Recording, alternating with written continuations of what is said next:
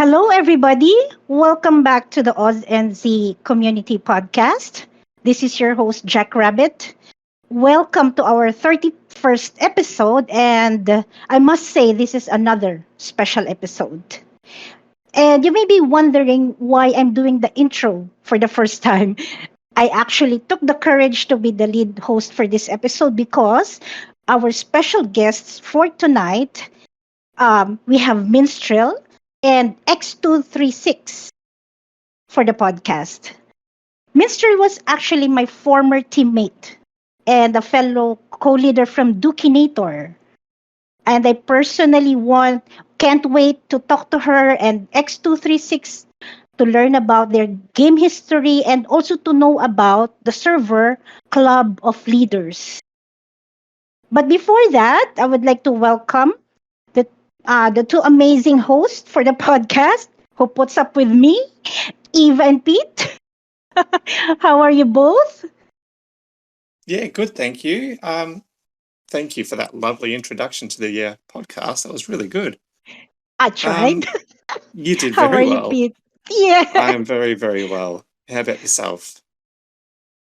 I'm great. I've spent time with my nephew and niece this past few days, taking care of them and just spending time with them. What about you, Oh, Eva? that's good. What have you been up to? I have been quite well. The voice is still not back to normal, but I have been leaving voicemail messages to all my friends so they can hear my sexy voice. No, everything else is doing well. Work's been steady. Everything else is just plodding along, really. Yeah, I'd like to say what a great introduction. And I think part of what's changed has become the fact that any of us can do the introduction. I like that. Mm. It's good that you've brought two older friends along, Uh-huh. and I look forward to hearing from them. So take it away, JR. It's all yours. Yeah, I actually almost was not able. No, was not. It's not was not able to make it, but I'm feeling under the weather today and yesterday. But I wanted to be here for this episode. I really cannot miss this.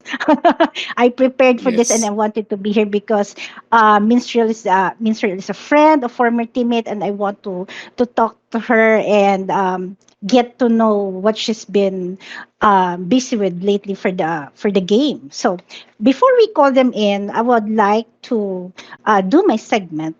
I would like to talk about Discord for Go this for your episode. life.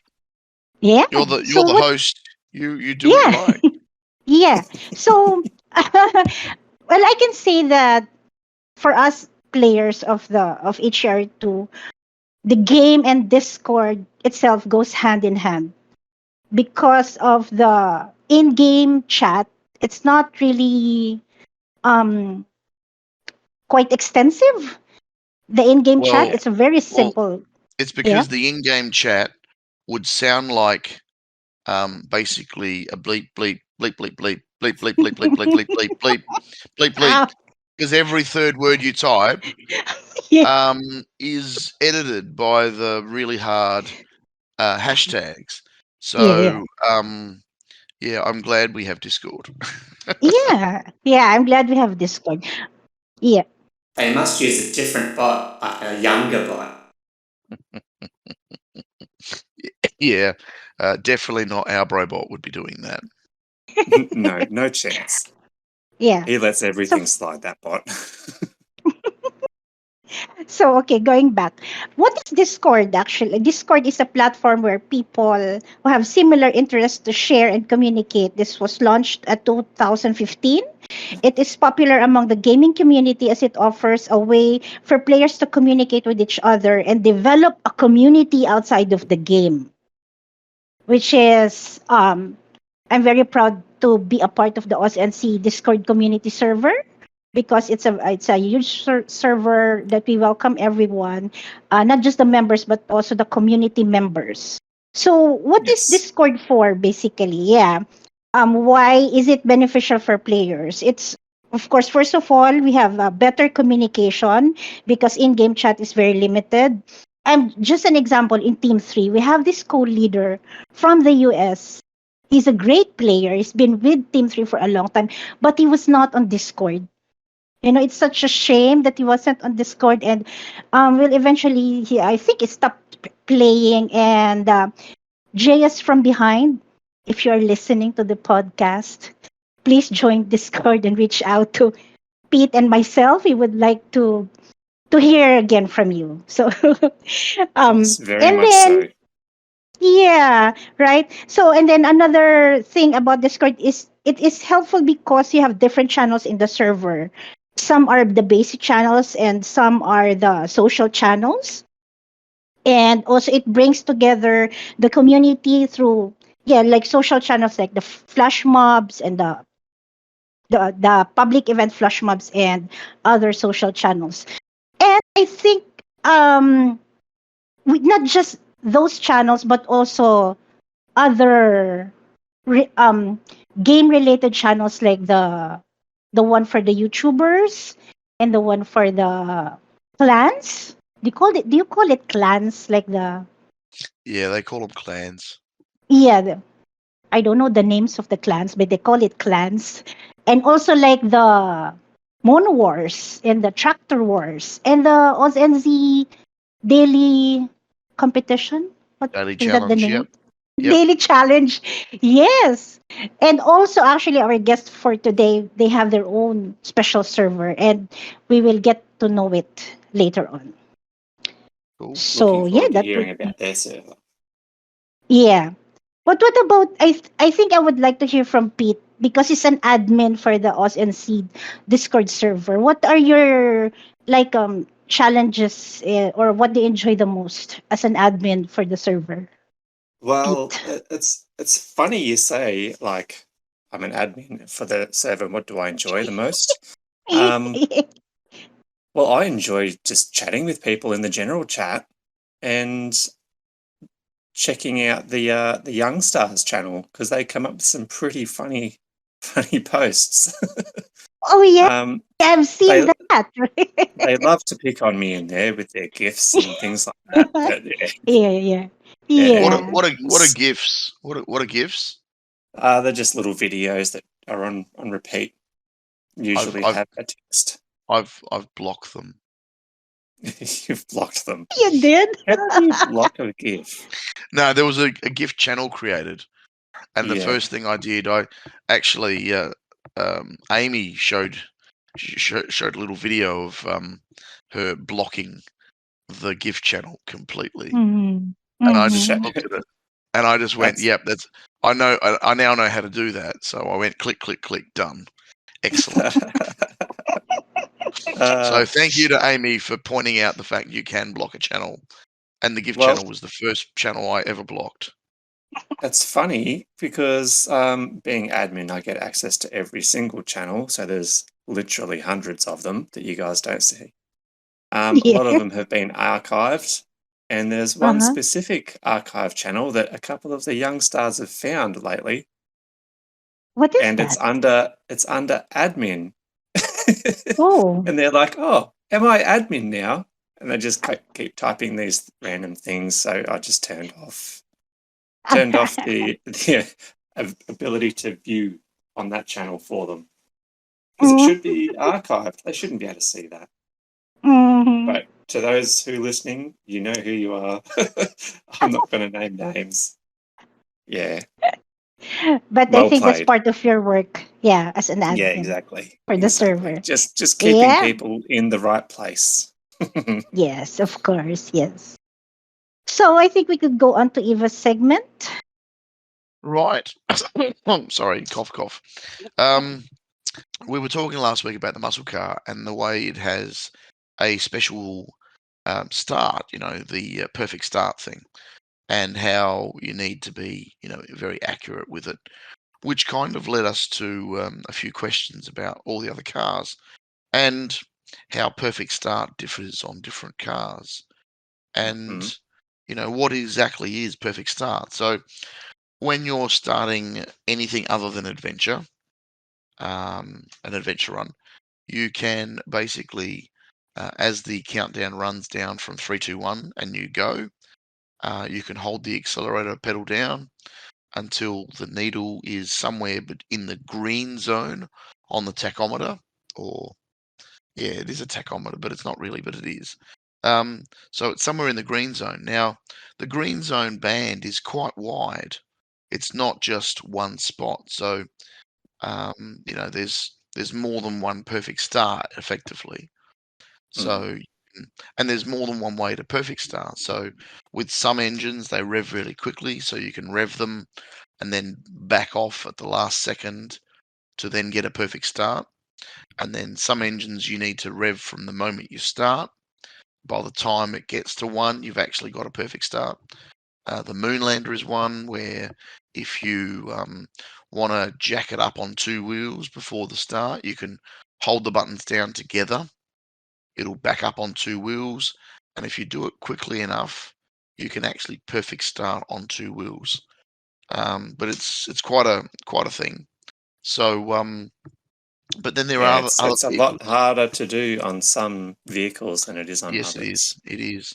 But then there's little idiosyncrasies with perfect start. So, we note that the rally car, if you accelerate hard and then back off, you'll get a different perfect start to if you rev, rev, rev, rev, rev, rev, rev, rev, bang, and get it in the perfect start window. And then there are other vehicles like the monowheel that if you get or the monowheel and also the jet ski, if you get them, or the snow ski, if you get them in the right perfect start window, they'll actually get a little boost from the start. It's been noticed also with the muscle car. The muscle car does this. So there's a fair few cars that have weird and wonderful idiosyncrasies with the way they work and the perfect start. So if you are listening and you are listening on YouTube, please comment about what you have found, because it'd be good to collate all these. There's now like 25 cars, so there's lots of things that we can learn from everybody. So yeah, if you've got something that you know about a perfect start, let us know. It'd be great to talk about it in the next podcast. But other than that, that was kind of my segment. I'm trying to keep them a little bit shorter because I really want to get Minstrel and X on and have a chat to them. Yeah. Over to you, Jack Rabbit, your host. No, we would like to hear Pete's Power Public Events first before we Are get you our sh- guest in. are you sure it's Pete's Power Public Events? It's not Pete's Power Events. I tried to memorize it properly. I'll accept both. I'll accept both. And Okay. and you did get it right, but I was giving Peter a hard time. Just chucking a few more peas in there. Yep. Oh, hang on. Yeah. Just be careful with that. You don't want too many peas. No? No, because I prefer corn to peas. Yes, me Uh-huh. too. I don't know where you I don't know where you were going, but that's where I was going. I was Okay. thinking about like when you're trying to get the pea with your fork and it rolls onto the table and you pee on the table. Yeah, that's terrible. That's That's the worst terrible. kind of pea. Yes, Um, yes. all right, so I'll move on to team events to start off with. The one we are currently working on in Team 2, but not Team 3, because we started earlier in Team 3, is the new one called After Hours Rider. This one's a bit of a fun one. It's a little bit low scoring, but it's still fun regardless. It's a 4-track event with 5 vehicles available. We've got the Mark II, Buggy, Rotator, Lowrider, and Muscle Car. Track number 1 is a time attack. I'm still working out the best way to do it, but I've scrolled to the top of the leaderboard on all tracks and I'll read out the top scoring vehicle. So track 1 is lowrider, and I'm using the rotator, but I'm not getting anywhere near as quick as the other guys with the lowrider. Track 2 is another time attack. People are using the what do you call it? The Mark II. I'm using the lowrider for some reason. I think what people are doing with the Mark II, they're jumping over the island and using fume boost and just not thrusting, getting a burst all the way to the end, getting into the nice little 12-second areas.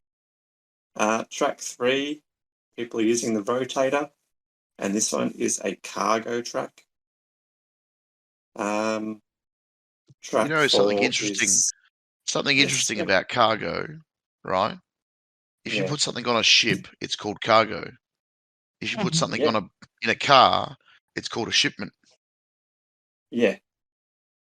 But the car goes with the It trailer load. does. Yeah, but the so ship the car doesn't. go. But the ship doesn't mend or doesn't. Yeah. Anyway, sorry, I was. yeah, that's it. Sorry, I ruined your little tidbit. No, that's all right. Track 4, distance uphill. And it seems like the muscle car is the car for this one, but mine's not very upgraded and I don't have enough coins. I'm using the dune buggy for this one. That is all my team events for today. I'll move on to public events, keeping it nice and short again. This one is called Gone in 1 Minute. I don't know if you guys have played this one yet, but it's a 2-kilometer time trial and you pick up parts as you go. So you start off with no parts and then you can collect up to 17 parts per track. It's absolute mayhem. It's good fun, don't get me wrong, but once you get the air control and the heavy weight, it's game over. So you want to try and get a vehicle, because you've got a full garage that you can select from. Try and get a vehicle that doesn't have heavy weight or doesn't have like air control, and then you should be okay. There seems to be only 4 tracks available, and each track goes for 3 minutes and 30 seconds. Oh, that's which interesting. which is on the longer side. So you get 2 attempts at it if you're quick enough. Yep, because fair it's enough. 2Ks. Yeah. So yeah, that's my public events. Would you guys like to add to anything on there? I sort of skimmed over it real quick. No, I haven't tried it as yet. I had an issue with Wi-Fi on the tablet, and when tried to start it, it didn't start.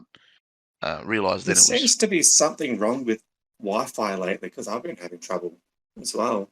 Same as Jack Yeah, Rabbit. me too. Yeah, me too. I've been having trouble with Wi-Fi. Yeah. Interesting. Very interesting. Yeah. Okay. So did you want to add anything to the team events, guys? No, not for not me, at all. not on this Not event. for me. No. We haven't had this event on Team 3 yet. We haven't tried it. Yeah, I haven't played it either. Okay. Well, over to you, Jack Rabbit. Okay, I think we could call in our guest for this episode.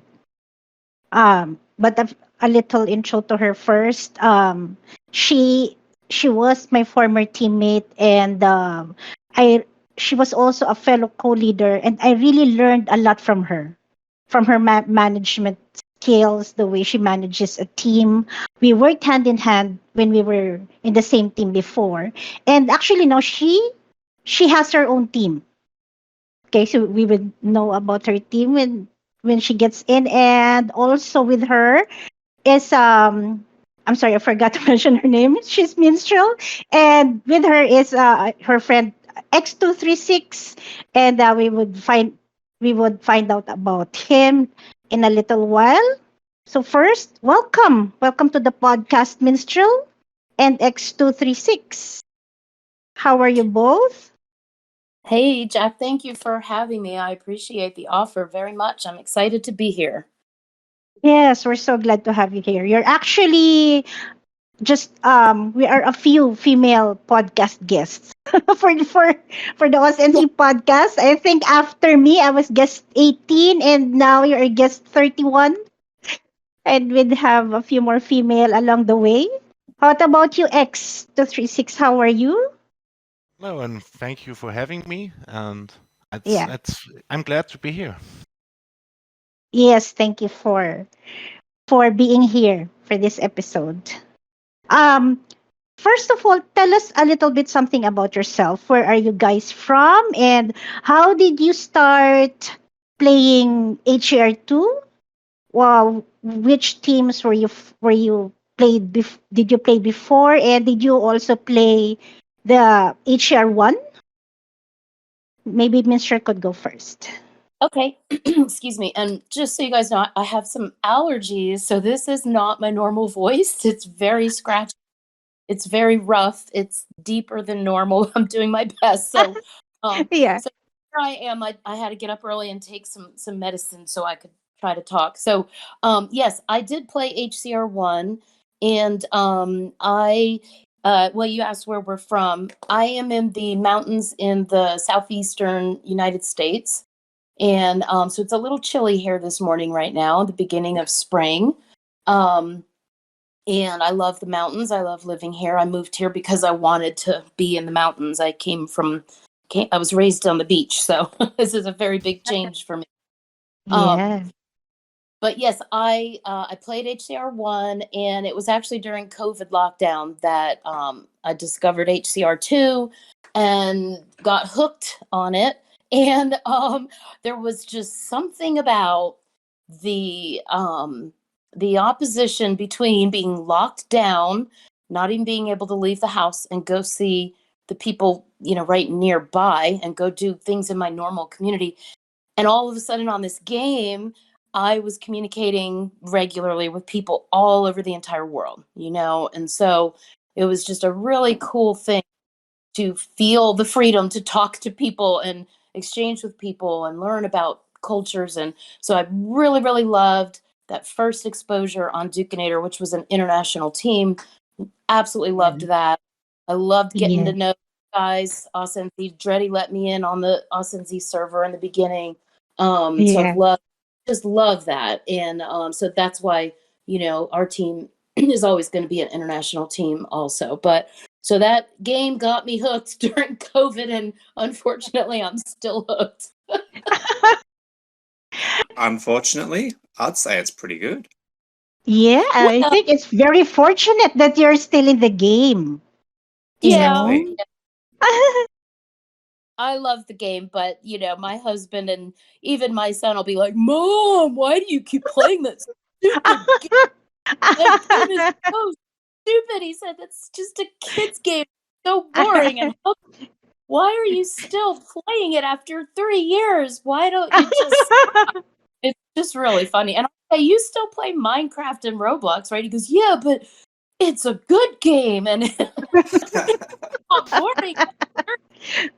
But I do all kinds of different things on my game, and you just do the same thing and hold a gas and brake pedal." And I'm like, "Yeah, and how hard is that?" Just that's the whole point. Is I've never seen a game where all you do is hold a gas and a brake pedal, and it's so hard. I mean, team events, Yeah, right? So yeah, Yeah. exactly. There's so much you can do with two buttons. yeah, And also, I believe that it was the community of the game that where you meet people that makes you play the game still, is doesn't it? yes, absolutely. Yeah. That's what keeps me coming back for more is the players, my team, my community. That's Yes, I love the game. Yes, I play the game, but I'm here for that more so than the game itself. Yes. And now you have your own team. Yeah. Well, it didn't start out my team. Three of us actually founded the team. Hey buddies, Jay and Shiny and I founded it together. And Shiny was actually our first leader. And he just Mhm. had a lot of crazy job stuff going on, and it was easier for him to not try to lead. Mhm. And I will say leading is, I will just say that to all the players out there, to all the co-leaders out there, all the leaders out there, you guys know this, but I had been a co-leader for a while. Wasn't until all of a sudden you're a leader. There's just something about it. It's a heavier responsibility. There's more on your mind. There's more that you have to worry about. You can give me my co-leader duty all day long and I can go do it. But to be the one that has to decide what the co-leader duties are and who's best to do them, and it's a lot. So it took me Yes. a while. I don't feel like I was good at it at first. I feel like I am now. Hopefully others agree with that. And that's my groove. I just love leading my team because I love elevating my players. I love bringing them together, having fun, supporting each other. And so community is the biggest part of our team. And when Jay and Shiny and I created it, day one, that was our thing. So it's funny now, we just came from CC, right? So day one, 2 years ago, there will never be a minimum TE score requirement. My guys Uh-huh. knew Minstrel could barely make a 15K back then. And this was before they screwed up team event scoring. This was initial. So there could never be a minimum team score requirement. If a player was dedicated, if a player fit in with our atmosphere and was fun and positive and part of the family, and encourage the supportive environment. We're all about that. And they tried hard and they were active. And we knew they were trying. Like, you can't just put up a junk score and leave it. We see them improving. We see them trying, asking questions. We would never kick that player ever over Yeah. their score. Yeah. We Yeah. made it So what you're easy. saying is, as long as they're fans, they're good. Yeah, but I mean, to make it to CC like that I am proud of. As you go through Division 1 and you look, everybody has a minimum score requirement. We don't. We don't have a minimum score. And I will challenge those teams that have had those 20Ks or 25K minimum. And I'm like, okay, what about when the events come that, I can only score 16K on some of? Well, we adjust it. I'm like, exactly. You're not even following your own requirement.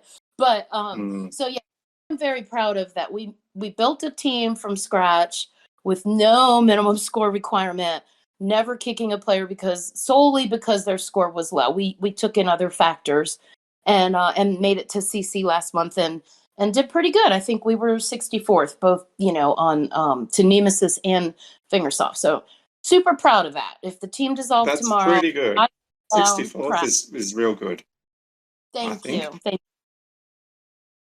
Was that your first time in CC League? Yeah, that was a big deal for us. It was our the month of our 2-year anniversary was March Wow. Well that done. we promoted. Yeah. Yes. Well done. Yeah. Thank You should It's be really very something proud of your different, isn't it, team. CC League? It's completely different ball game to Division 1.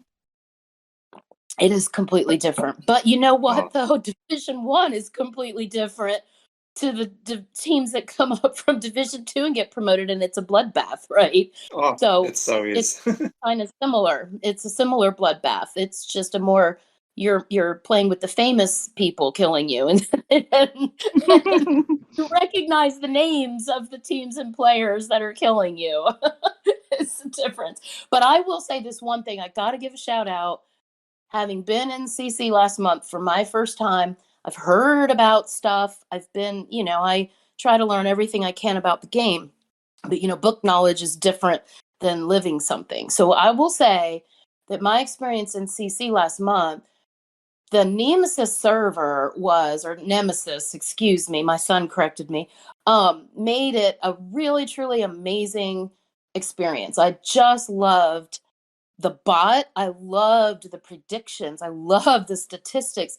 And it was really super exciting. Every single match, I would run there to post our matchup and results. And I called it playing with the bot. So that just really I love bringing the game up to another level. I love the strategy of the game, the statistics of the game. That's what keeps me going. That's what makes it fun being a leader. So to add that element in that league, and super sad that I'm back in Division 1 and I don't have that. It's gone now. It's kind of like sad. But anyway, so I just want to shout out those guys worked super, super hard on that server. So thank you. And they do some great work, don't they?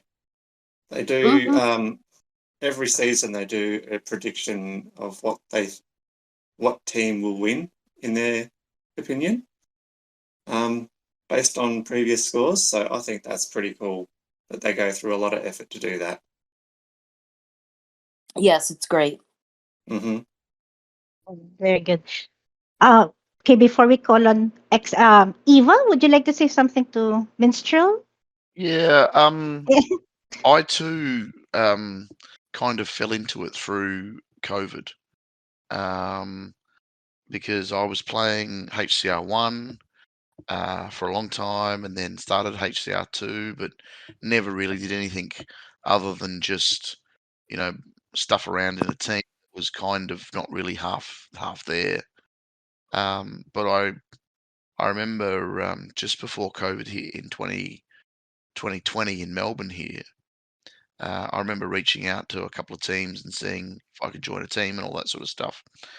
And I must say that, like yourself, I got hooked on chatting to people all over the world and making new friends in a situation. I mean, Melbourne, unsure if you guys heard about it, but Melbourne in Australia was probably one of the worst cities to live in through COVID. I We think had we had the most amount of lockdown days. yeah, out of everywhere. we had over 260 or days of lockdown over the 18 months of all of that stuff. So, and I live on my own. I lived on my own at the time. I still live on my own at the moment. But it was the only way I could express myself and get out of my four walls, even though I was still in the four walls.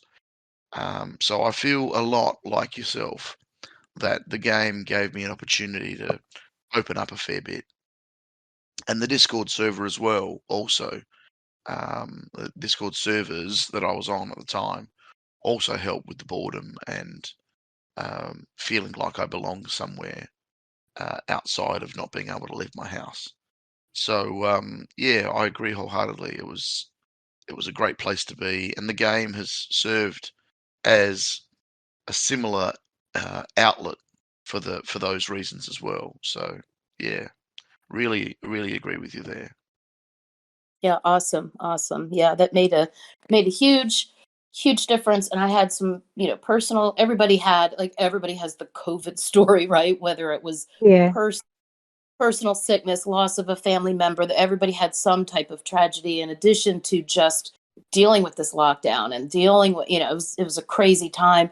But so my personal situation, I had some, specific things that were like crisis for me, a couple different situations, and the game really was like my outlet. It was my stress reliever. It was a place I could go to just forget about all of that for an hour, So it was a really, really integral piece of me making it through that. I remember you Mints telling me the game was your escape. Yeah. I'm sorry, Jack.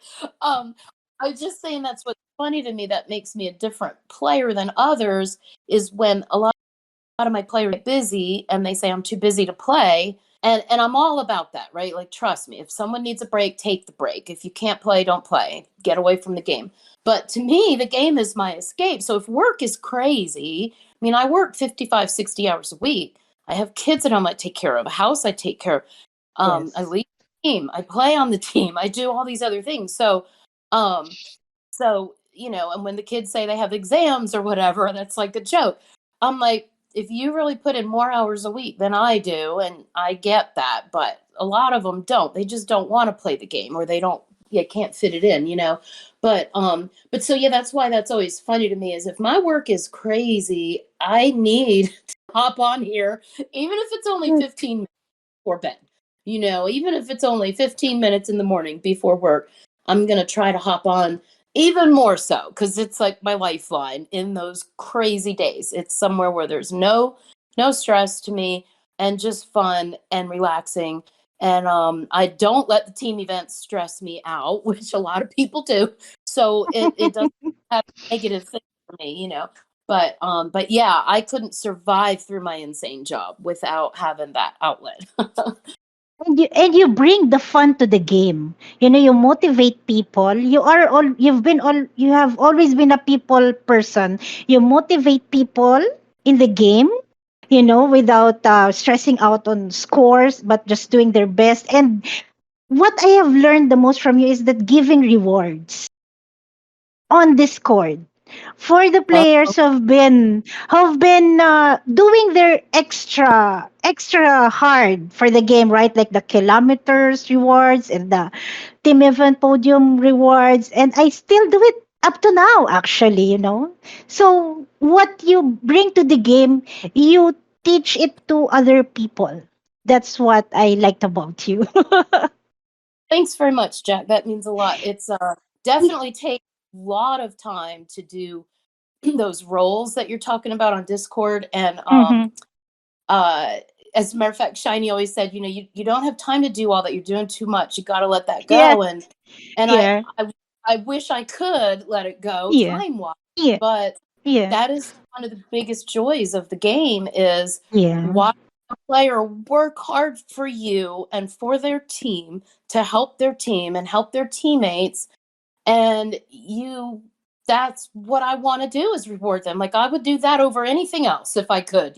That's the last thing I want to get rid of. And it motivates Yes. players and it helps people be proud of their teammates and grateful to their teammates. And so I'll do a shout out to Crazy right now. He was playing, he was doing great, but all of a sudden he realized all the roles we had and he just went nuts since January. I think he wants to earn every one. So he and I named one of the roles Crazy with a K because that's his name, because he's going to earn every one and I had to create more to keep up with him. He pushed me to create more. Wow. So that brings me joy, and that's a sign of a fun, active Yeah, team. Everyone else sees yeah. responds to that, and it makes the team a more fun place to be. So I love that. And that's Awesome. really great about you. Yeah. So I Thank guess we'll have to, yeah, I'm here from X236. Uh, the same question for you. So where are you from and how did you start playing the game and the teams you've been on? Yeah, I'm from Austria, in Western Hmm. Europe. English is not my primary language, so please be kind with me. um, I also started the game because of COVID. I was bored, so I had my son seeing playing this game, and I said, "Well, that's a nice game. I could try it on my own." And so I installed it and played it. And I played it because I'm a kind of collector. I like giving or Oh, getting rewards. I like the collective the things to upgrade the parts and the vehicles. That was very great. And then I found out there are teams. I had no idea what team events are or even what teams are. So I joined here and I joined there and I left here and I left there and I had no idea. And suddenly I realized the higher the team chest is, the more rewards I would get. So I searched for a team where the team chest, the weekly chest, is high enough so I can collect more and in a shorter time. And surprisingly, that was Dukinator I joined. And there it was where I met Minstrel for the first time. And I really enjoyed it. And I enjoyed the drill and all the rewards. And later, this was when Minst and Shiny and Jay created OnlyFans. Minst came up to me and said, "Hey, you want to join OnlyFans? We have a new team." And I was one of the first members there. And I played a while. And after, I don't know, a year, maybe more, I said I want to try out something else and posted on the team searching player, no, on the player searching team channel on the Fingersoft server saying, "Oh, hey, I'm looking for a team and some guy came up to me and said, "Come and join us at Stormo." So I joined Stormo and I enjoyed it there. And now I am a co-leader in Stormo's second team. And in the meantime, I have a second player account. And at the moment, I'm back at OnlyFans at Minst's team and trying to help and support there and play along with my old friends. And it's very, very enjoyable. That's Sounds great. great. Really, you know what? I just realized that I remember you in Dukinator. Yeah. It's only, I'm sorry. I'm so sorry. It's just only now that I realized that your name is familiar from Dukinator. I'm so sorry. There's nothing Okay, to worry about. how could you not know who the guest was? I know. I mean, I the mean, host I don't. would never make that mistake. oh my Never make that gosh. mistake. I'm going to resign from being a podcast host. No, Oh, I don't know how long Oh, I'm not sure how long I have been on no, Tukinator. I no, don't remember. I because, guess 2 months yeah. or something like that. No, because Minstrel knows this. I have a journal. You remember, Miss? I have a journal where I use my pen and to write every name of player members from Dukinator who participate in team events and their scores and their kilometers. You Yeah. remember that? Yes, Oh I my god. yellow pads used to teach you had to buy the yellow pads in bulk. I was an old school. I didn't use the spreadsheet. Okay, so now I just realized that X236 was a former Dukinator member. I'm so sorry. No, And it I doesn't think matter. So, I don't care. I think X came in December, and I think he came after. You remember our infamous level 51 chest that we all got? I post that every year on our anniversary in OnlyFans server to one. And I'm looking at the screenshots of the level 51 chest right now, and I don't see mhm. X. I don't think No, he no, was no. I there. wasn't there at the time. I think he came. So he came maybe late December or January, I think. Yeah. Oh my gosh. I can Okay, look so it up. moving on. I guess I have a screenshot when I joined because I knew I had to meet 5K garage power to be able to join, and I had no Discord at this time, so I was not able to communicate. Oh, So gotcha. maybe, and if you remember, you said once to me I should install Discord, and I said, okay, well, I will give it a try, and I installed it, Wow.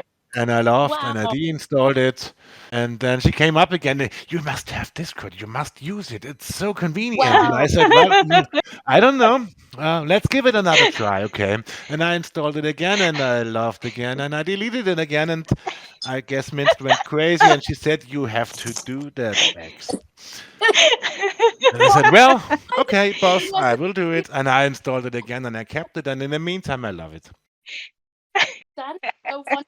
I did not remember that because the irony of COL and all that later, I did not remember that you did not have Discord. But in my defense, I was not the leader of that team. That was not my role, but it was like mandatory and we had to force everyone. Which I'm coming back to that now. It makes the team better. But that is so funny, X. I did not remember that. Yeah, it's long ago. Okay, and now I think my next question would be about the server that you are both managing, should I say? Um, the Club of Leaders server. What is it about, and how Well, do you help the community in the server? the thing is, when I installed Discord my third time, and when I kept it, then I was I liked Discord, and I liked all the possibilities and talking to people from all over the world, and I wanted to start my own server. And the idea I had was a friend link server.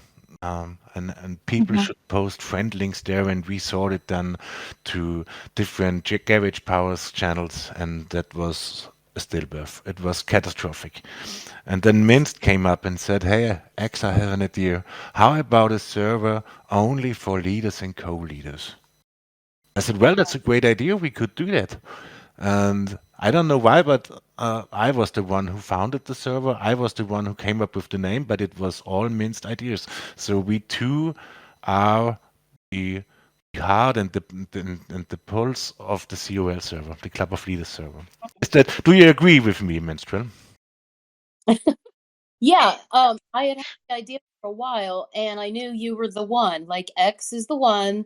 If I wanted a server and I wanted someone to build that server for me in a way better capacity than I could do it, I like got stuck being the admin of our server. I am not good at it. I struggle. But X is great. He's a software guy, and I knew he was the one. So he's the one I took the idea to and said, here's what I pictured. And I'd been picturing it for a while as mainly from being a recruiter and mainly from all the shite players out there. And I just want the world to know this one is a hacker, or this one is a liar, or this one is a jumper, or this one. It's just such a waste of my time. All these rude, disrespectful players.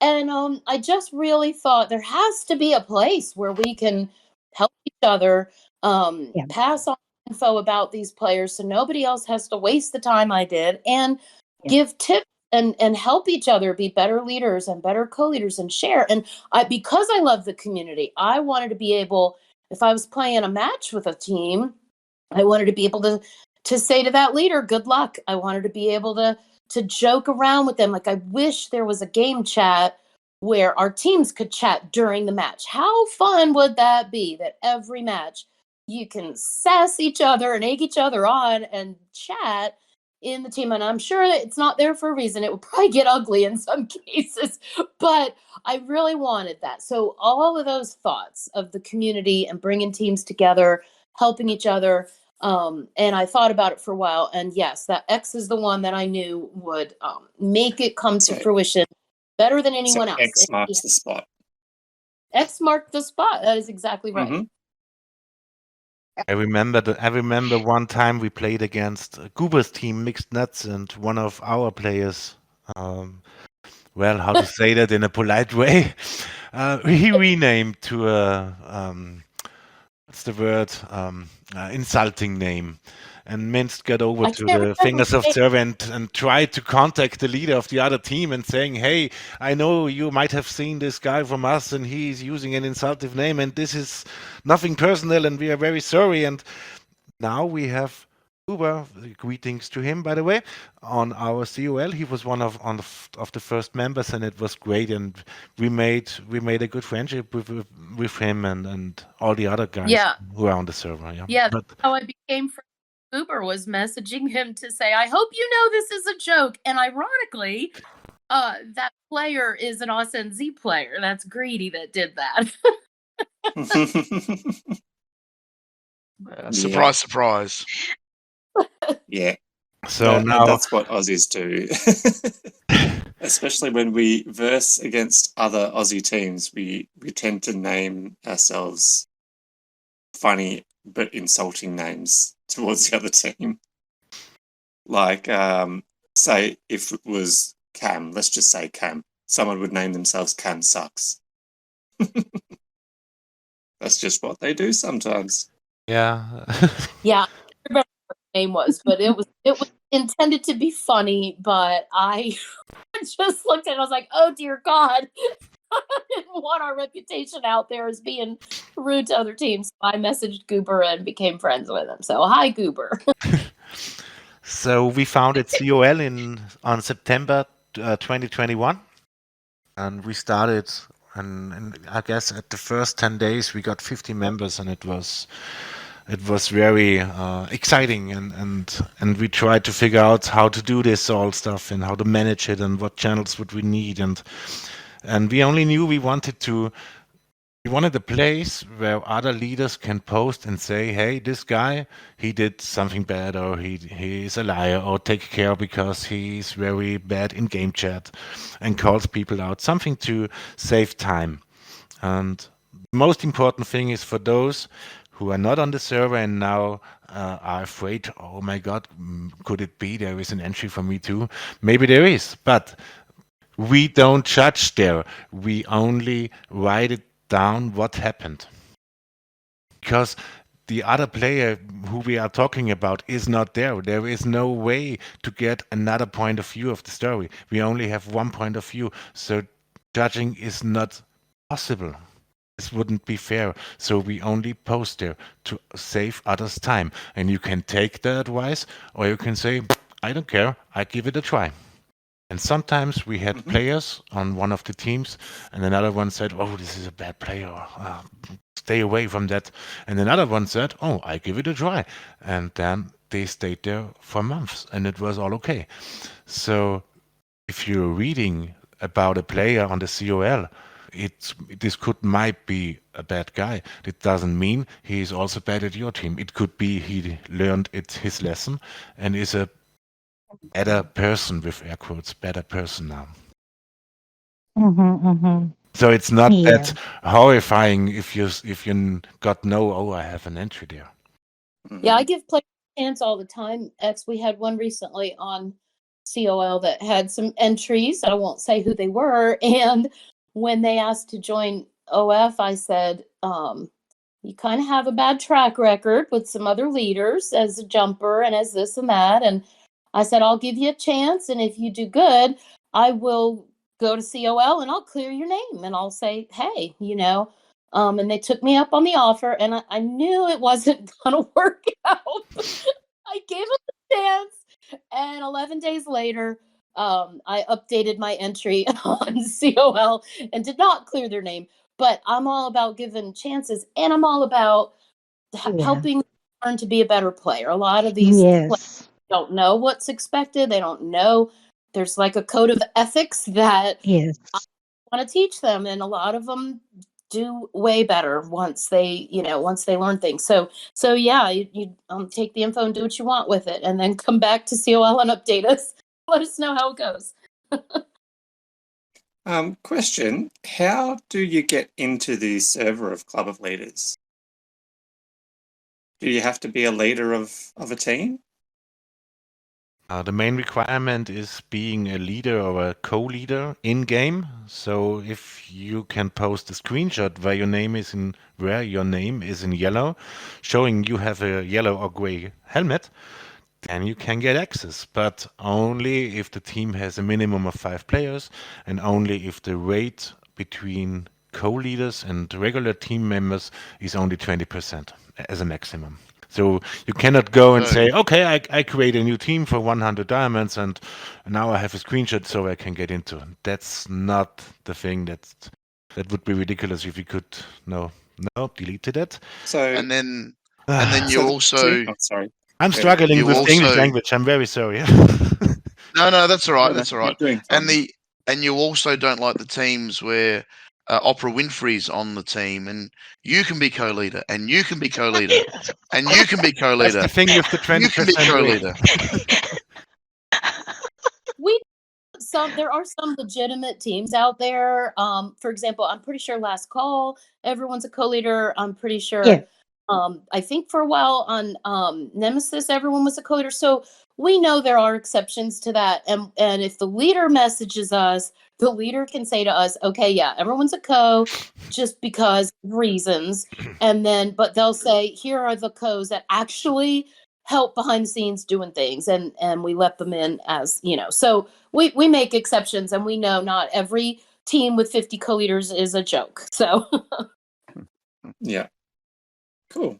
That's my favorite joke about everyone being a co-leader. It's Oprah Winfrey is the leader, and giving out co-leader status to anybody who's on the team. That's funny. I knew you were going there, Eva. My favorite joke about that is when you go in Fingersoft players seeking teams, and you see the players that say, I want co-leader. I'm like, to me, that is instant 0 chance you will join my team if you're putting that in your ad in player seeking team. So it's just funny, that whole co-leader thing, what they think it means versus what it really means. Yeah, agreed. Maybe there would be a good way. In German, we say the co-leader title is not co-leader; it's second leader. So maybe if we could get a way for a third leader, a role named third leader, it would be such unkickable. So you cannot kick that person by accident. I know teams promoting players to co-leader to prevent accidental kicking. Yep. So a role in between, I see that from other games. There is a third role, like this player cannot be kicked. This would maybe a good suggestion for the game. Having a third in-game title, and I suggested this once or twice, or I don't know how often. Okay, I would just like to ask. I know it's not shout out time yet, but who are the other server staff, who are helping you out in the Club of Leaders servers? Inst, go for it. Oh, me? Okay, we have me and X. GT has probably been there the longest. He offered to come help from the very beginning. And then we had Solis from the Soli bot, right? He's one of our staff now. And Cap A is staff now. Gutter Butter is staff now. Gutter Butter is mod. Oh, he's mod. I'm sorry. Am I forgetting anyone? Yeah, Droptech. And we've had others. I forget? Yeah, you forgot Droptech. Oh, I thought he was taking a break. But yeah, he's there. I think he might be on a break. He's mod. He's not okay. And we have to give credit to, I don't know how to pronounce that, I'm very sorry, Fwem, Fwem, who was with us. He was the first staff when we created it. But things happen and now he isn't. And we had other staff members. AIM was one, former founder of Fairplay server. Shiny was one for a short time. Luca was one. Mm-hmm. He was one. And that's it, I think. My God, I hope I didn't forget someone.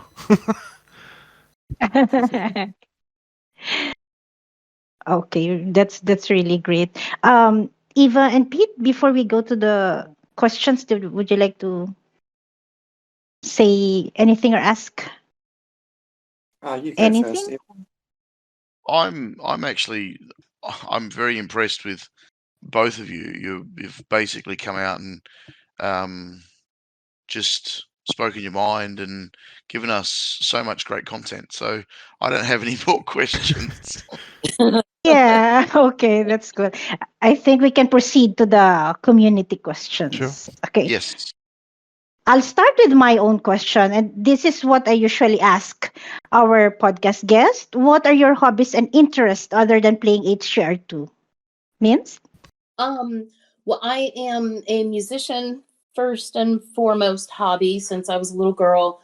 I went to college and majored in it and then dropped down to minor so I could get a degree and get a real job. So I am a hobby musician.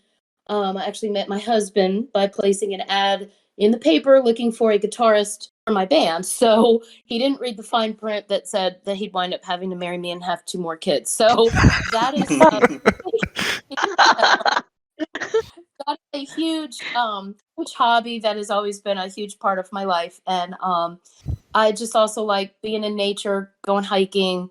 That's why I moved to the mountains. So anything that has to do with nature, being out, waterfalls, rivers, I just love, doing all that. I don't have as much time lately, but those are my things. And then all games, not just this one. I love playing board games with my kids. I love cards. I love any kind of games are really fun. So what sort of music do you play and what instrument?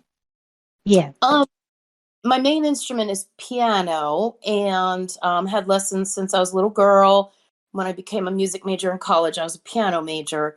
And I picked up violin in school on the side, but I never really practiced it. So I was never great on the violin. The piano, I do have some technical skills there that are pretty good. But on the violin, I was always just struggling to keep up. But I was good enough that I got scholarships to be a music major in piano and in violin. I was an accompanist for the choir, and I got a scholarship to play in the orchestra. So I did a lot of that in my teens and 20s, and then in my 30s, or probably in my 40s, my husband knew that I loved. I think this is actually a question from Flip. Hello, Flip, you listener, you. Flip teased him about how come you don't come on the podcast. I said we could sneak you on. He said I like listening. So hello, Flip. He asked about hammer dulcimer. So my husband knew I loved. It's just beautiful. If you don't know what it is, you can Google hammer dulcimer. It's just this trapezoidal shaped stringed instrument that you hit with hammers. So similar to the piano, it's a stringed instrument, but it's technically percussion because it's the hammer hitting the string, and you're holding the hammers. And it's just beautiful and it's haunting. It just goes right through me when I hear it. So my husband bought me one for Christmas and said, "Here, go learn how to play it." So I started learning that too, as on the side in the last 10 years or so. That sounds interesting. Yes, I've very never heard of one of interesting. those. That is really nice. What about you, X? What's your hobbies and interests other than play HCR2? Yeah, I'm in spray art. I don't know how to say it. You place I make pictures. I make pictures with cans with color, and maybe I've seen those on YouTube already. Those there are some guys who do that. You spray different colors on a white surface, then you wrap over a piece of paper, and then you remove it, and then you place something round on top of it. Then you spray everything black and do some white sprinkles there.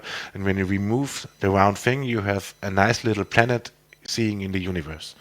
And that's some. Did you Oh, I've seen that. That looks hang on? cool. Did you do that in Adelaide in Rundle Mall as a busker 20 years ago? No. I was going to say, because I've got one of your paintings. No, I don't think so. I started this, I don't know, I guess 2017. I'll post a picture in the server, but I've got a Yeah. painting. I've got a painting that is done in that same way. Yeah, very funny, very cool. Yeah, it was something then I started it just to try it out, and then was COVID. And besides the game, I also did that.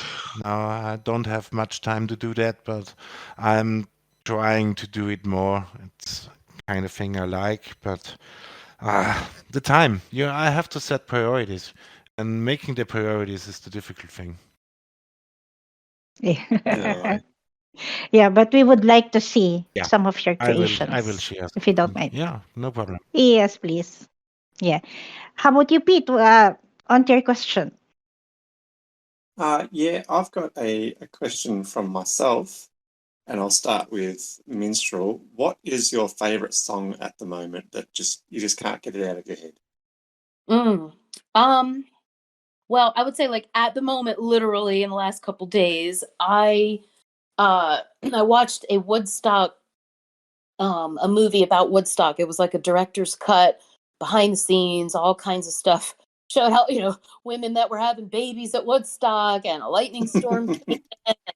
People were climbing the towers and they had to scream, "Get away from the tower." It was a pretty cool documentary. And so after I watched that, the Santana performance on there, it was actually my husband had it on, and I was walking through the room and I froze and I was glued to the thing. Just, I couldn't walk away.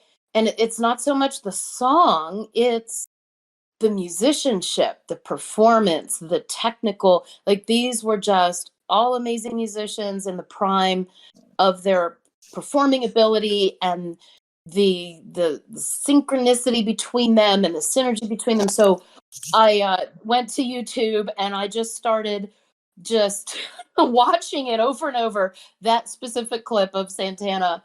I think the song was Soul Sacrifice, and it has an amazing drum solo in the middle. I dare anyone to listen to that. And even if you're not, if you don't like that kind of music, just still try to appreciate the performing musicianship and the technical skill they have. And so as a musician, you hear it on a totally different level. So that's the kind of stuff that gets me all super excited. Yeah, I love a good drum solo. That's what really stands out for me when I listen to music. Yeah. Yeah, I love it. How about you, X? What's your favorite song at the moment that you just can't This get out of your is head? this is very difficult to answer. I usually have YouTube music on and it just runs randomly. But there is one thing I heard a few days ago, and it's now in my priority list. This would be Bowling of Soup with High School Never Ends. This is a nice song, and it's so true when you listen to the lyrics. What's it called? Bowling of Suit? Bowling of Bowling of Soup. That's the artist name. And the Oh, title is okay. High School Never Ends. Okay. Very good. High school So never I'll ends. have to check it out. Yeah, we will. Hmm. I've been reading the questions and I'm going through a few. There is one from Amy, although it says Celine, but Celine, Amy, same. What things would you like Fingersoft to change about team leaders and team management in game? Mm-mm-mm. Can I start? here she goes. I want to bad. I want this Now, one so bad.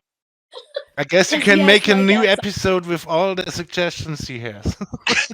yeah, these are all our. So first, before I answer directly that question, I want to tell you a little secret about the Club of Leaders, because again, we're there to support each other as leaders.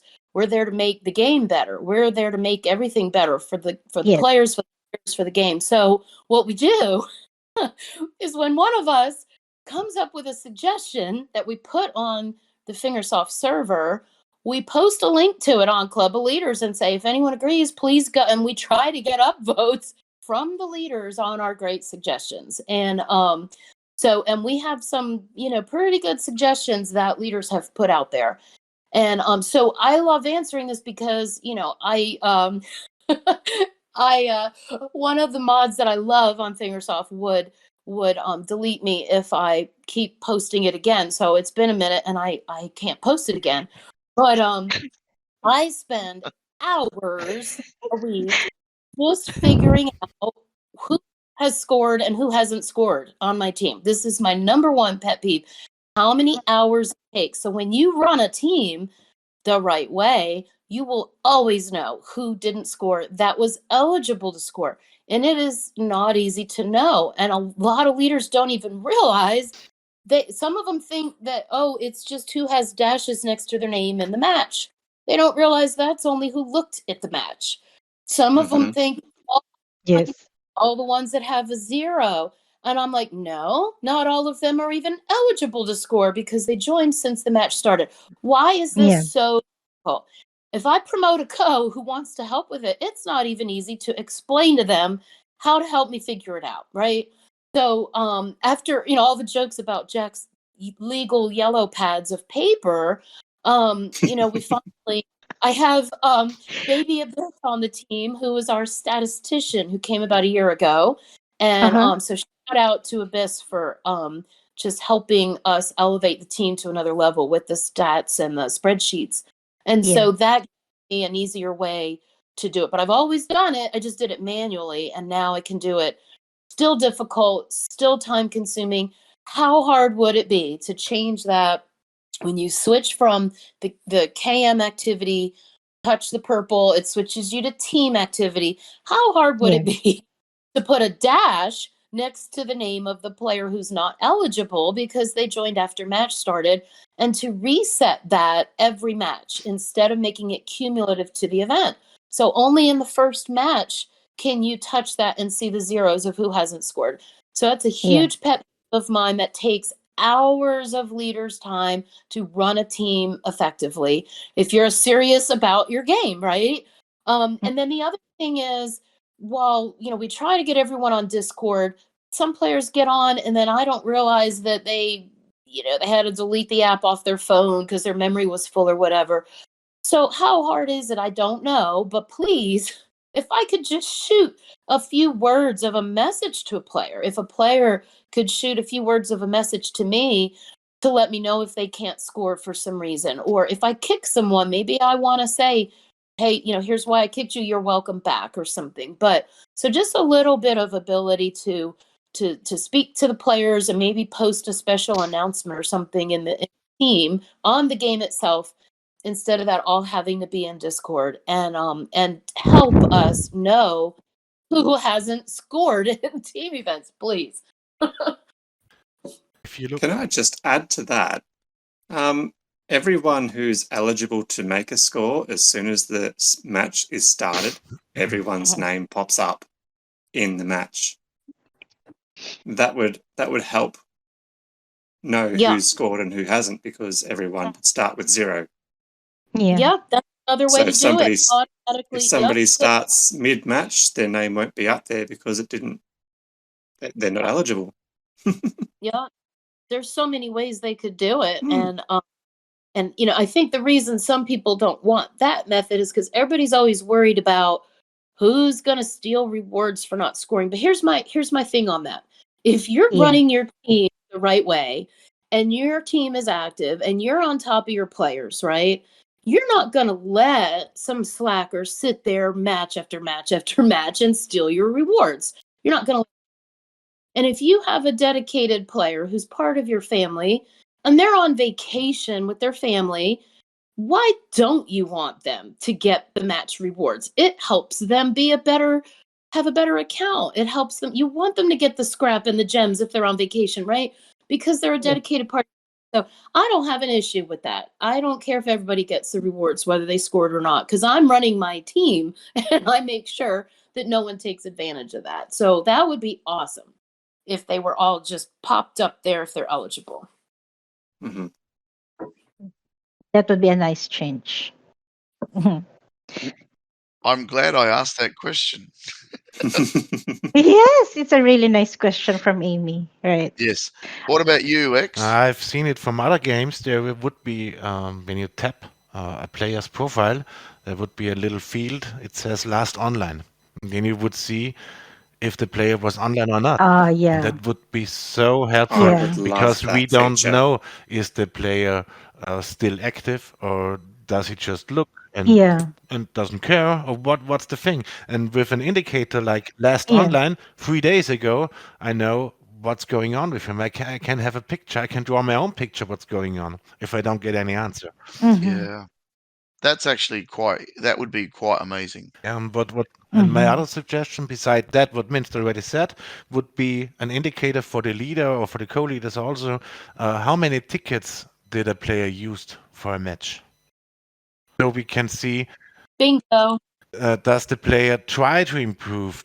Does he put effort in it? Or did he just score once and said, I don't care?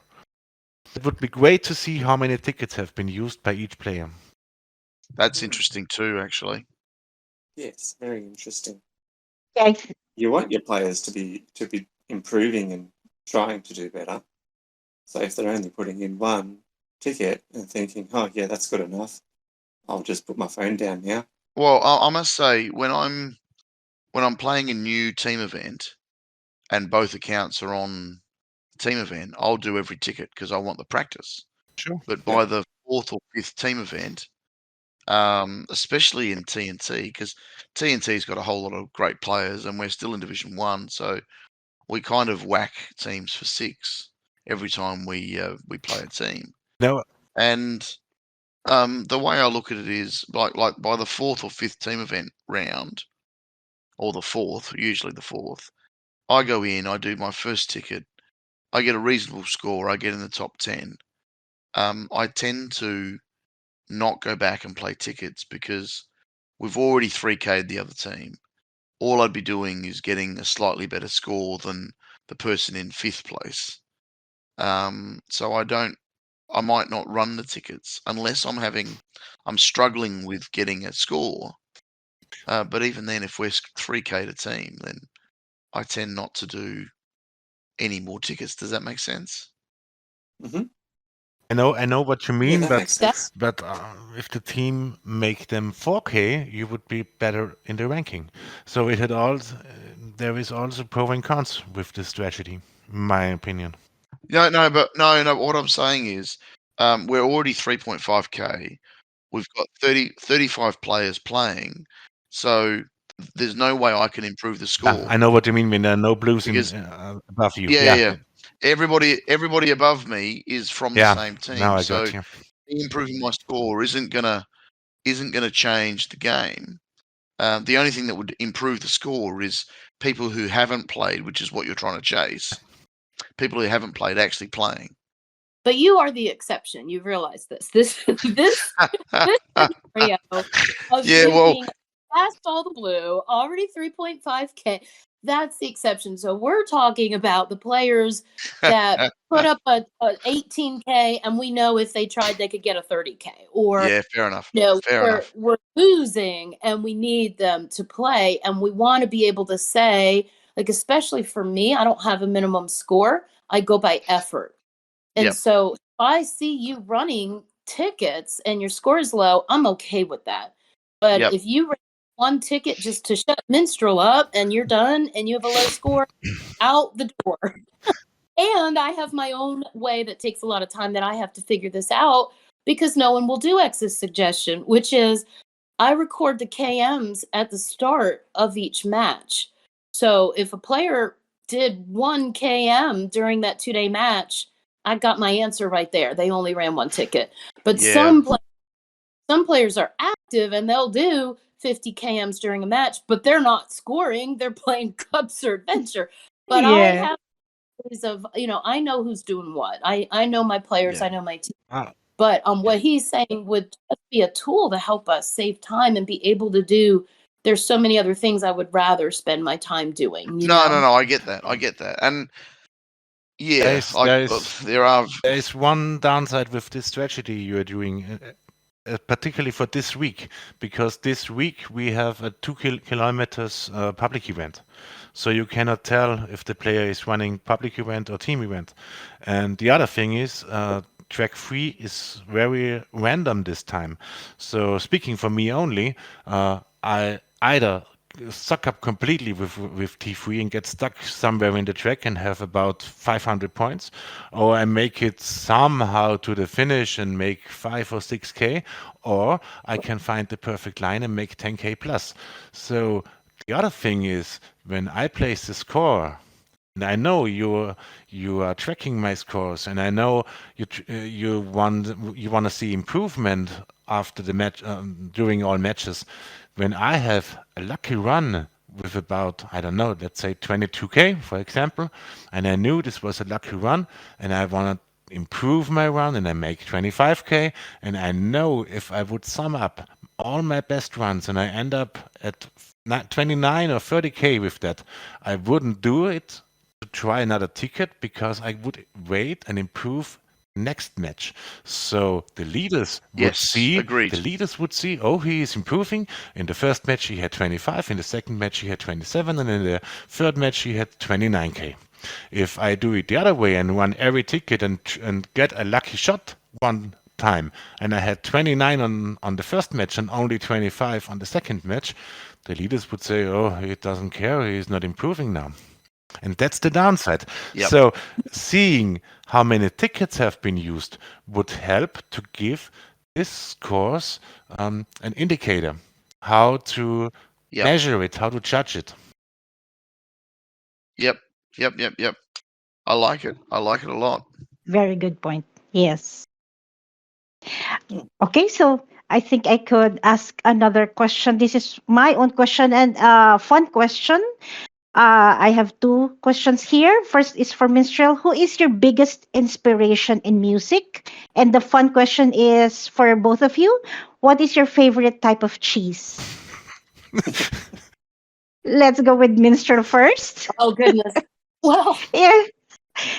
I mean, I can't really answer. Like, my biggest inspiration was probably my orchestra director when I was a little girl, that became my mentor and made music a huge part of my life, and taught me musicianship and performance and all that. So and I just appreciate musicianship and instrumental, people that know how to play their instruments. So I have lots of lots of musicians, and it changes day to day depending on my mood and so I try to expand my horizons constantly. I love world music. I'm always, so I really can't say a specific musician other than my mentor that got me on this path and that I just love, exploring and learning about new great musicians.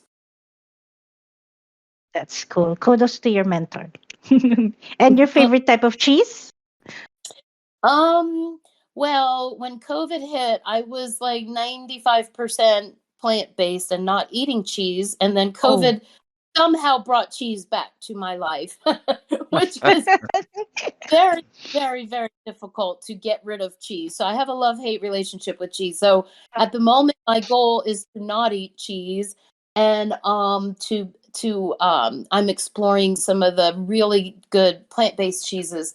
But I do still eat cheese. I just am trying to eat less of it. Okay. Okay, that's good. What about you, X? What is your favorite type of Parmesan. cheese? It will be Parmesan. I don't know the English word Parmesan? for that, but it's Parmesan. That's the type of cheese you put on your spaghettis Oh, and pasta. yes. Is Yes. this even an Yeah, English we word? call it On your Parmesan pasta. cheese. Yeah, we call it Parmesan Yeah, cheese too. perfect. Yeah. Yeah, but me being a half Italian, that's one of the ones I just can't get rid of. I can't lose that one. Yeah, that's cool. Okay, your question, Pete? Yeah, I've got one here from Dark Smoke. It is a 3-part question, and it is: how much time do you spend for 1, playing Hill Climb 2, leading your team, or 3, leading the COL server per week? You want Go with first? Minstrel first. Okay. Our answers will probably be very different here because X is like the master of COL stuff. So I spend the most time leading the team, more hours than I care to admit on this recorded cast where my husband will listen later. So We'll go with a percentage of way, the 3. way too many hours a week leading, which leaves me hardly any time to play. And COL, I help where I can, but really just has that server going and does all this great admin stuff. So my role is just more like a mod on there, and when he needs advice and asks for it, I respond to things, but I'm not like doing a lot of admin stuff that he does. Yeah, so you're more leading the team than playing Hill Climb than managing Club of Leaders so far. Yeah, probably. Yeah. How about you, X? I just went through my digital well-being app on my smartphone, and it tells me, um, it tells me shocking things. But I will go for a week before because the season just started. So I'm playing the game between 1 hour and 2 hours a day on the main account. On the second account, it's not that much. I don't know. The device is not here at the moment. Discord has double of the time on the phone, so it's primarily checking only things what happened and quick responding. And if so, I can tell this is the time I use to manage my co-leader duties. And for the COL, I would have to check my laptop times. I don't know. COL clearly takes the most, and it's mostly on weekends I do this. I spend hours for it, constantly improving, constantly thinking what can we do to improve the server, to make a better user experience, and what can we do to improve the bot. I have developed an own bot for some reason. So there are many things to manage. What's the bot? We have the COL bot. When we started the COL server, the idea was we should make teams ping able. So when you know that team is on COL, I would like to tell them something, wish them good luck. I would have to look for all the players who are on this team. So we created a role for each team. So you can ping that role and say, hey there, good luck or whatever. The thing is, Discord limits the amount of roles per server to 250. And when we had about 200 teams on the COL server, we had the problem we will run out of roles. So we thought about that for a long, long time. What should we do? And the solution was creating a bot where we assign the players to team names, and you can ping those teams like we did that with the roles before by using a command in the bot. And that's the reason why the bot exists, because we don't have any limits. And we are now at, I don't know, I would have to look it up, I guess 240 teams somehow who are represented on the COL server. So we would already extended the 250 roles limit. That's a really good idea. Good job on doing that. It was hard. I had to learn how to develop a bot. I'm a software developer, but not in Python, and I developed it in Python. Solys was a big help. Kudos to Solys on this time. And yeah, the bot is amazing to use and easy to use, and you can look up who is at the team. You can look what team is represented, who is represented from that team, and you can ping it, those people from the team. Excellent. Yes, that is really cool. And is it Eva's turn? Oh, sorry. It is my turn. Yes, it is my turn. Yeah, okay, good. Considering I usually follow whose shot it is, I think I'm keeping up. Don't worry about that.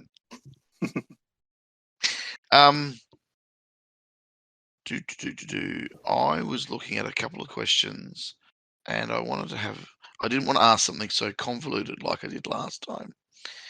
So Blue Marble, I'm now playing with Blue Marble on TNT currently. Big shout out to Blue Marble. If you had to delete Discord or Hill Climb, what would you choose to keep and why?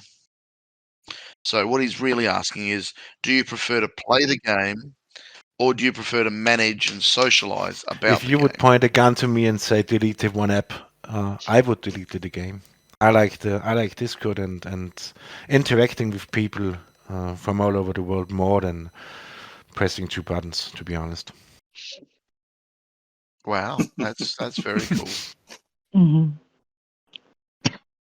It sounds wild. I know. I'm very sorry, but if you would point a gun at me and let me choose, then I would choose to deinstall the game. Yes, I'm sorry. I'm sorry, Mr. Fingersoft. No. Well, That's right. But only because the game chat is not that great, and I just can't. You post a comment to a player and it's gone an hour later, or I get censored saying my players' names and their scores, so it's very, very awkward, very awkward chat. So yes, I would have to choose Discord because that's what I love. I love my players, I love my team, and I have a better cohesive feel of my team and my players in Discord than I can get in the game. So I would have to choose Discord. Fair enough. Yes, fair enough. I would like to ask a follow-up question from Blue Marble, because he is a longtime friend of Minstrel, right? Hello? Mins from yeah, shout out to him. And his question is for Minstrel. What is your favorite team experience? Dukinator or OnlyFans? And another one for you. Congratulations on getting OnlyFans to CC. But having been there, do you want to go back? Yes, hello, Blue. I still call him Vader, by the way. He was Lord Yeah. Vader. Lord He's Vader. Lord Vader before. So, hey, Blue, how are you, my friend? Yes, I would say, Dukinator was fun because it was special because it was like my first exposure to the game and that excitement of getting to know wonderful players like you. But since OnlyFans is like my home now, and I get to make it what I want, and not like a dictatorship, but with the team, it grows and it evolves, and so it's like my baby, So obviously, my current team that I put all this blood, sweat, and tears into is my baby. That's my favorite. But shout out to Dukinator, to No Smoke, to Eric, who all the players who taught me a lot of things that gave me some of the skills I have. Didn't give me any TV skill, but I learned some other skills. Got zero TV skill for all, by the way. But anyway, so, and then as far as CC goes, I will tell you this one thing too. I'm saying this because there are people out there who've never been to the teams, to the leaders, who are scared, who don't know. I'm scared. Can I say scared shitless of CC, and mainly not because I am afraid to lose. I'm not at all afraid to lose. I could care less.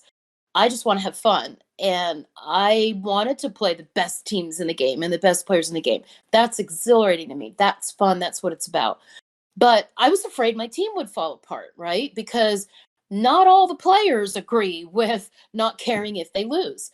And some of the players have lower GP that needs rewards, match rewards, and they don't want to spend the money getting 4K'd by Empire and by, all these other teams.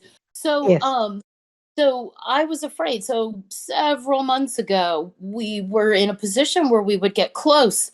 And I was like, oh crap, what am I going to do? Are we going to sandbag? Are we going to skip a match? And that's not, listen to me, people, that's not how you play a game. That's not what the game is about. The game isn't about hiding in a corner or sandbagging or skipping a match. Play the darn game to the best of your ability is what it's about to me. So I hated that.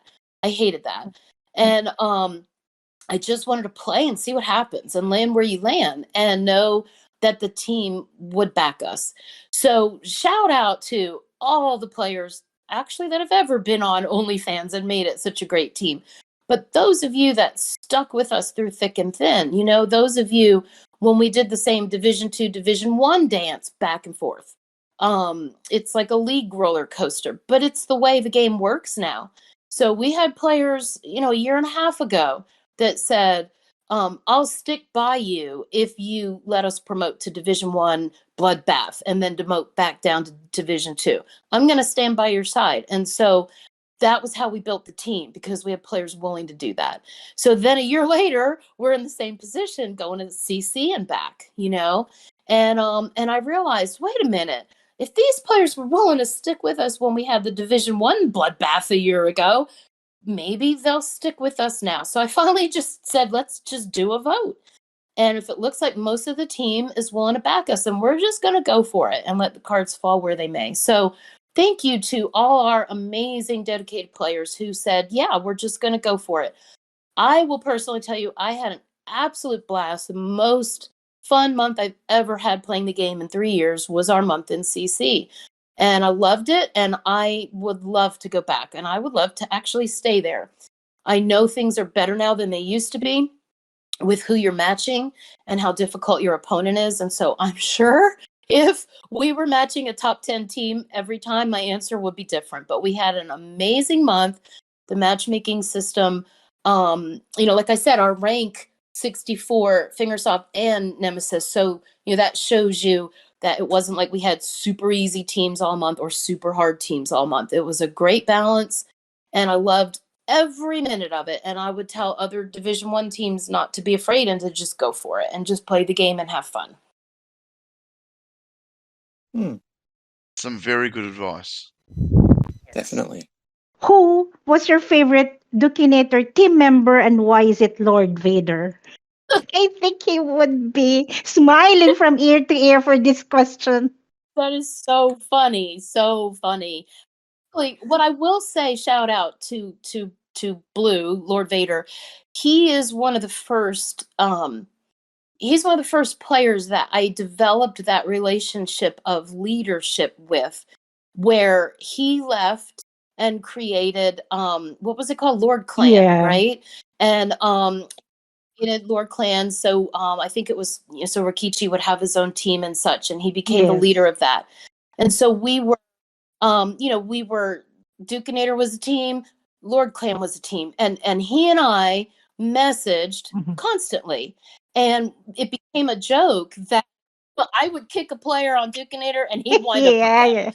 And it's a running joke, right? That plan had all the reject Yeah. players in the beginning.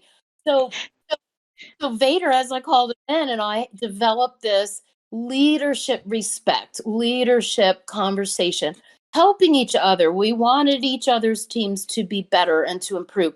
And if I, got a player that came from there, or he got a player that came from me, I would freely share with him any information.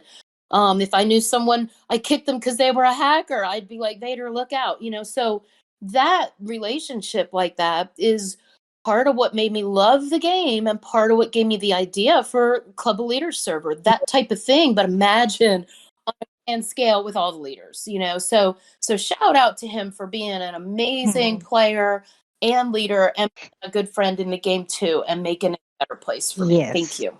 Very cool. Your question, Pete? Yeah, I've got a question from Ghost. What is your least favorite race in the game? And I'll start with Minced. Well, I can't kangaroo for sure. Neither You're can not we. alone there. Neither can I. I'm learning, but yeah, I'm half a century old, guys. So you don't have the hand-eye coordination. I'll never get it. Oh, hang I do on, my hang on, best. hang on. Are you saying we have to keep our eyes open while we kangaroo? Yeah, exactly.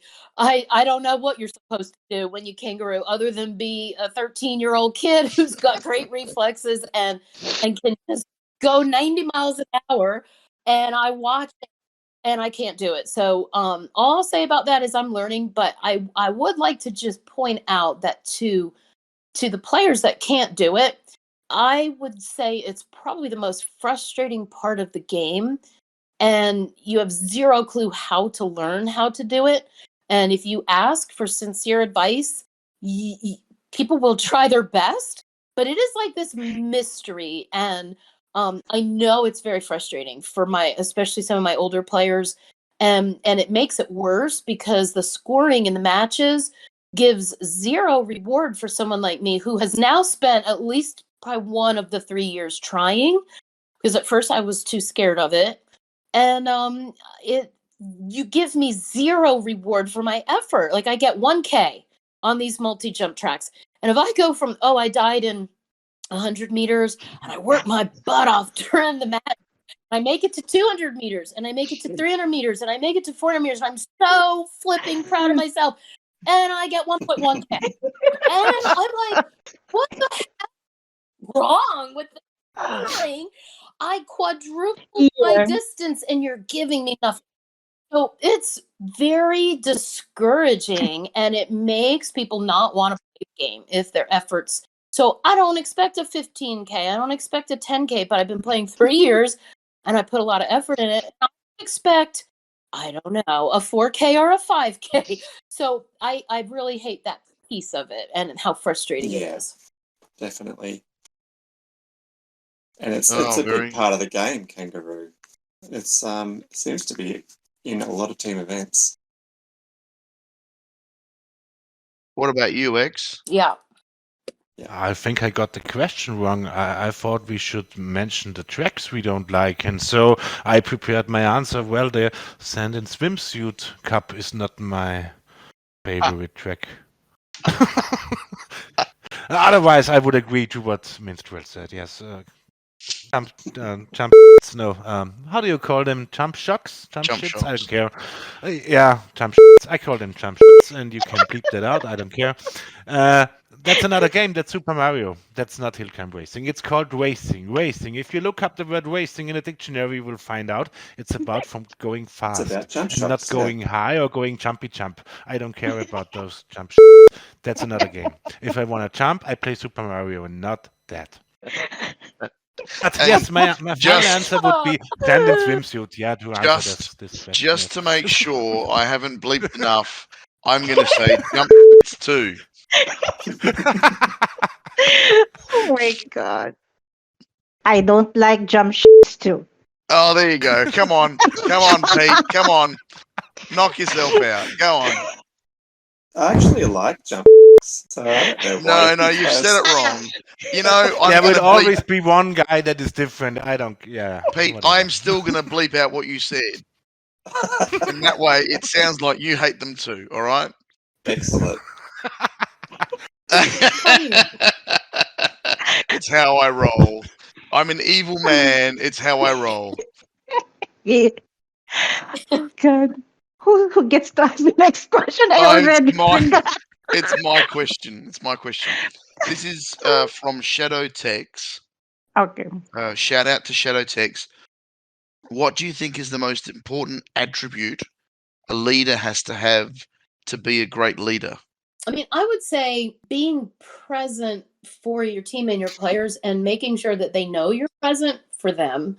So being an active leader and making, the team sees that you're active. The team trusts you to be running it behind the scenes and keeping the team active. And they're not trying to, question, does she notice that this player, of course I notice. You have no idea the hours I spend behind the scenes, tracking and doing stuff. So my team trusts me to do that. And I feel like that's really important because I see a lot of teams that just don't have active leadership or active, management. But foremost, I care about my players as people. And I really do. They're people. We are all just, human beings sharing this experience of this game. And so each one of them matters to me and I care about. And I don't think you should lead a team if you don't care about your players. So I like that. I like that a lot. thank you. What I think, beside that, what Mint said, this is all true, of course. The thing is, you must know your team. You must know what they are looking for. Are they looking for social engagement? Are they looking for rewards? Do they want to play in a high division? Do they want more rewards from team events? If you know your team, you can act properly. This means, should we reboot? Should we try to get a promotion to a higher division? You have to feel what the team or the majority of the team wants. Must be able to get another point of view. You must be able to see the team through a teammate's eyes. Yep. Find out what is the best for each player and what is the best for the majority. Yep. I like that too. Very cool. Here's another question from Shadow Text. What do you think is the best or what you appreciate the most about the Club of Leaders server? The best thing is we have a network from different peoples who usually fight each other in team events, and we are on a friendly and respectful base talking to each other, and we can discuss things without the fear someone is offended or without the fear messages got deleted or something else. We have a neutral ground, neutral base for all those people to interact with each other. And that's the most convenient thing on COL. You can think loud. You can type your thoughts in, and no one will be there and say, "You're an idiot. This is completely wrong." You will get a serious response, and it is very respectful and polite. And this is something I am, as a server owner, very proud of my community. And I want to say thank you to all of them, all of my members, all of our members on Club of Leaders. You are the guys who make the Club of Leaders happen, and you are the Club of Leaders. And I'm very thankful for those awesome people who are on that server. Well said, well said. What about you, Minch? Your thoughts on the question? What you appreciate the most? Yeah, I mean, I would agree with everything X said and just add, it's about the coming together. It's about the helping and supporting and making the game a better place for everyone. And I love knowing that there could be new leaders out there that are learning the things that I wish someone was teaching me 2 years ago, when I was newer doing it. So I love that part of that. And I love just it's an extra sense of community. I'm all about the community in the game. That's why I love y'all's team and server and this podcast. And that's same thing with Club of Leaders. It just enhances the sense of community. Yes. Very good. Very good answer. Your turn, Pete.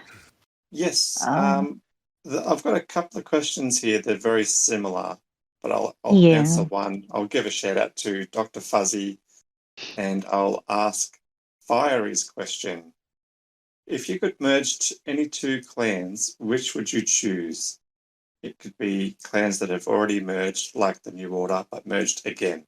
I would go first, and Yep. I would say because I know so many leaders from the Club of Leaders, I cannot pick any favorite. This wouldn't be fair to anyone else, so I would skip this question. Extremely diplomatic. And I'll do something similar and say that as a mom and pop team, the merges make it really, really hard for small teams to survive. So I'm all about that.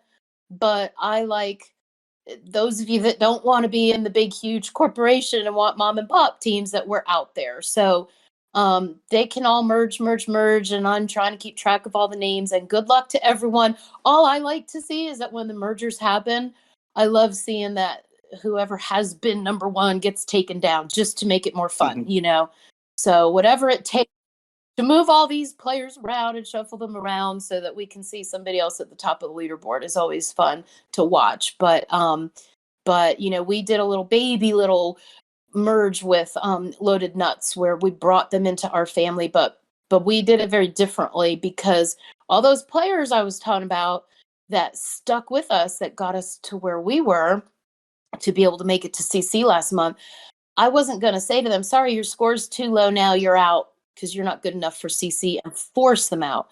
So we did our own version of a merge, making our family bigger, but we did not do the traditional all the top scorers on team one and then the next scores on team two, because I wasn't gonna out my dedicated players. So if they were willing and volunteer to move to the second team, great. But otherwise, if they could keep up, we let them stay. So I just see things a little bit differently, and that's okay, right? Like in the world, there's corporations and there's mom and pop businesses. So and we all have to try to survive.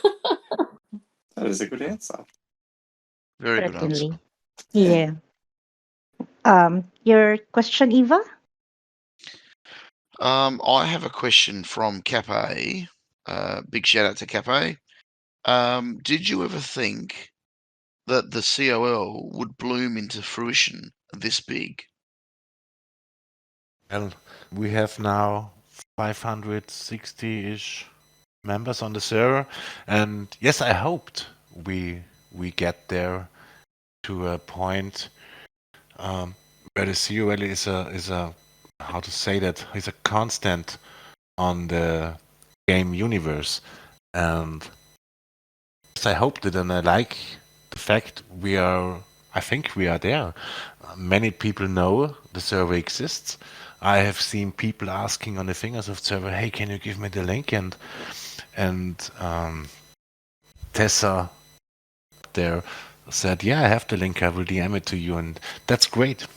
What about you, Minstrel? Yeah, I see it the opposite. Like, I'm actually surprised we don't have more teams present. I'm like, why would you not want to have your leaders and co-leaders part of this big, huge network? So I'm really surprised we're not way over 1,000 by now, because think of how many teams there are in the game, and so I'm surprised we don't have more. So maybe after the podcast we will double in size. That would be what I But would one like. thing to say to that is it's quality over quantity. Yeah, that's always a good And metric to I measure. prefer 500 people who stick with us and interact with us than having 2,000 being silent. Yeah, agreed. That's up to you But now. maybe Your we can turn. maybe we can put a link I think I to pissed your him. server in our podcast. Yeah, we could do that. A link to your server on the podcast. Okay, so here's a question from Katie SC Shadows. What car do you have? He would like to ask. You mean in real life? I drive a Jeep. I have a Toyota 4Runner. Wow. Ah, that was my very first car, a Toyota 4Runner. Yeah. I wanted one for a long time, and we finally got Such one a last cool year. car. It only had 2 doors, so you had Oh, wow. to push the front seat forward to get into the back. But it had one electric window, and that was the back window. Yeah, Wow. so odd, I never. but it was cool. Huh. Yeah, I Mhm. love it. Do I get to ask the host what cars do you have? Oh, Yeah. What do you guys have? You go Ah. first, Pete. mine's a little bit embarrassing. It's a 2008 Holden Astra, but I drive a lot of kilometers, so it's nice and cheap to run. Yeah, practical. What about Eva? Oh well, Let's. you know I live on my own, but I also have 3 cars. I have a Mazda 6 station wagon for work that work pay for. I bought a car, a little Peugeot, a little 207 Peugeot to drive to Adelaide to visit family when I moved down to Melbourne, it's 800 k's. It's about 500 miles from where I live to where my family are in Australia. So I bought that just to do lots of miles on it. And about 18 months ago, I was in COVID, in between lockdowns, bored out of my brain, and I was surfing car sales, which is a website. No affiliation; they're not sponsoring us. So, and basically stumbled across a Miata, an MX-5. That was a limited edition that I really, really, really, really, really, really wanted. So I just bought it. So I can only drive one at a time. And I used to have a thing about the Peugeot being my only blue car, but now all 3 cars are blue, so I can't say the blue car anymore. And now that you're out of COVID, you don't have the blues. No, I don't have the blues either. You just But, have the blue cars. Yeah, just the blue car. So no, it's a bit over and above. The Peugeot was supposed to be sold, but it just hasn't been sold. It's just too much of a. I mean, I paid not a lot for it, and it's great to go to the shops in, and great to just do whatever, because I don't not so much I don't care about it, but I just park it wherever. I make sure it's locked. But if someone drove their trolley into it in the parking lot of the supermarket, I wouldn't care. Yeah, that's what the Astra's like. Yep. So, but if they did it to my MX-5, there would be hell to pay. Mm. Mm-hmm. So yeah, what about you, JR? What do you drive? I drive hatch. Do you call it hatchback? Hatchback Yes, Hyundai. A Hyundai. Oh, it's Hyundai. 15. Yeah, it's a 15-year-old car. Oh gosh, but it has served a lot of purpose in life. So, Yep. yeah, that's what I drive. Okay, so I have a question here from Ankit, and he'd like to ask you both: is there anything that you wish was different in game, or any areas where you think it could be improved? And for X, why you created the Club of Readers? If you wanted to ask, if you wanted to add more to what you've said earlier. Well, the reason why we created it was already answered a few minutes ago, so I don't Yeah, think yeah. there is anything else to add. Okay. And if first- I could change something in the game, I will not say the dumb shits again. I would go. I'm sorry for that. That's okay. What really, really annoys me at the moment, I'm close again to get XGP again, and I cancelled my whip, and I have to watch ads again if I want to get double points in public event. and the game crashes randomly. I watching the ad, the game crashes randomly. Running a team event ticket, the game crashes randomly when I run a cup, and this is annoying. And it's only when I cancelled VIP. As soon as I get VIP again, the game runs normally. And as a software developer, I think they have a slight little problem with the ad server, and maybe they should take a look on how to load the ads. And because if I have WIP, I don't have this problem, so it must be the ads reasonable for this kind of behavior. I don't know, but it's quite annoying, and I would love to have this changed, to have a feature like turn the ads off and just don't get the rewards. Don't give me the offer to watch an ad if I don't want to, and that would be great. So the game won't crash probably. Yeah. I'm sure there are a lot more who have experienced that. But yeah, how about you, Minst? What would you like to be different on the game? I will just say to what X said, I have always had VIP on this account and my game crashes. Oh, So okay. there's no difference. I have VIP on this account and I don't have VIP on the other account, and they crash just the same. So and I so I'll answer this as a leader who watches my players and knows what motivates my players and knows when my players get frustrated and want to quit the game. And so one is what X just said about the game crashing. Remember that like a year ago when it was absurd and going offline so much, and I can't tell you how many people quit the game back then. But then when the TE scoring changed and so many players got frustrated, and so many players are quitting the game because of team events. So I see it a little bit differently than some people. I don't care if the max is 10K or 15K. That doesn't bother me. I don't expect to get 15K, but there's something psychologically about how do you motivate players to want to play your game.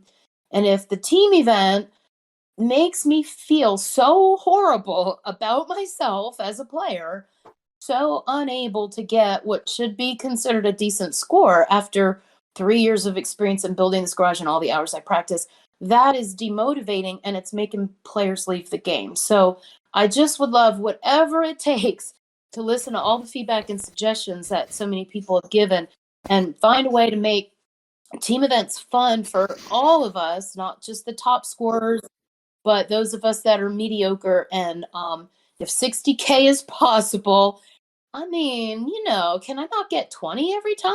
25? But as hard as I try. So I just watch. Again, I don't care about me, but I care about what makes my players want to just throw their devices down and quit the game. So that's what I would love to see change. The thing is, all the players play the same team event, so we all sit in literally the same boat. But many of the players don't realize that. They only see, okay, I had 29K on the last event, and now I have troubles to get 20K, and this is the point. What's frustrating. And the other thing, what is frustrating, is when you have a multi-jump event and you can handle the jump, you can make 15K just very easy, and other people like myself who cannot handle the jump shits having troubles to get 1K, 2K, 3K. And this is where the thing is unfair general, my opinion. Fair. Very fair. Very fair. I've got a question of my own.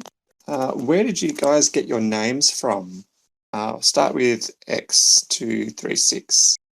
Well, when I was in my teenage time, there was an arcade game on the local pub, and I've set a new high score, and it asked me to put a name in it, 3 characters, and I had no idea what to do, so I just randomly ran the buttons, and it ended up with 2, 3, and 6. And later, another arcade game was there, and it asked for 4 characters, so I just added the X in front, and that's it. And for some reason, this is my gamer tag. since 20, 25 years now. And I stuck to it. I Wow. like There it. you go. That's an interesting way to get a name. That's good. How about you, Minstrel?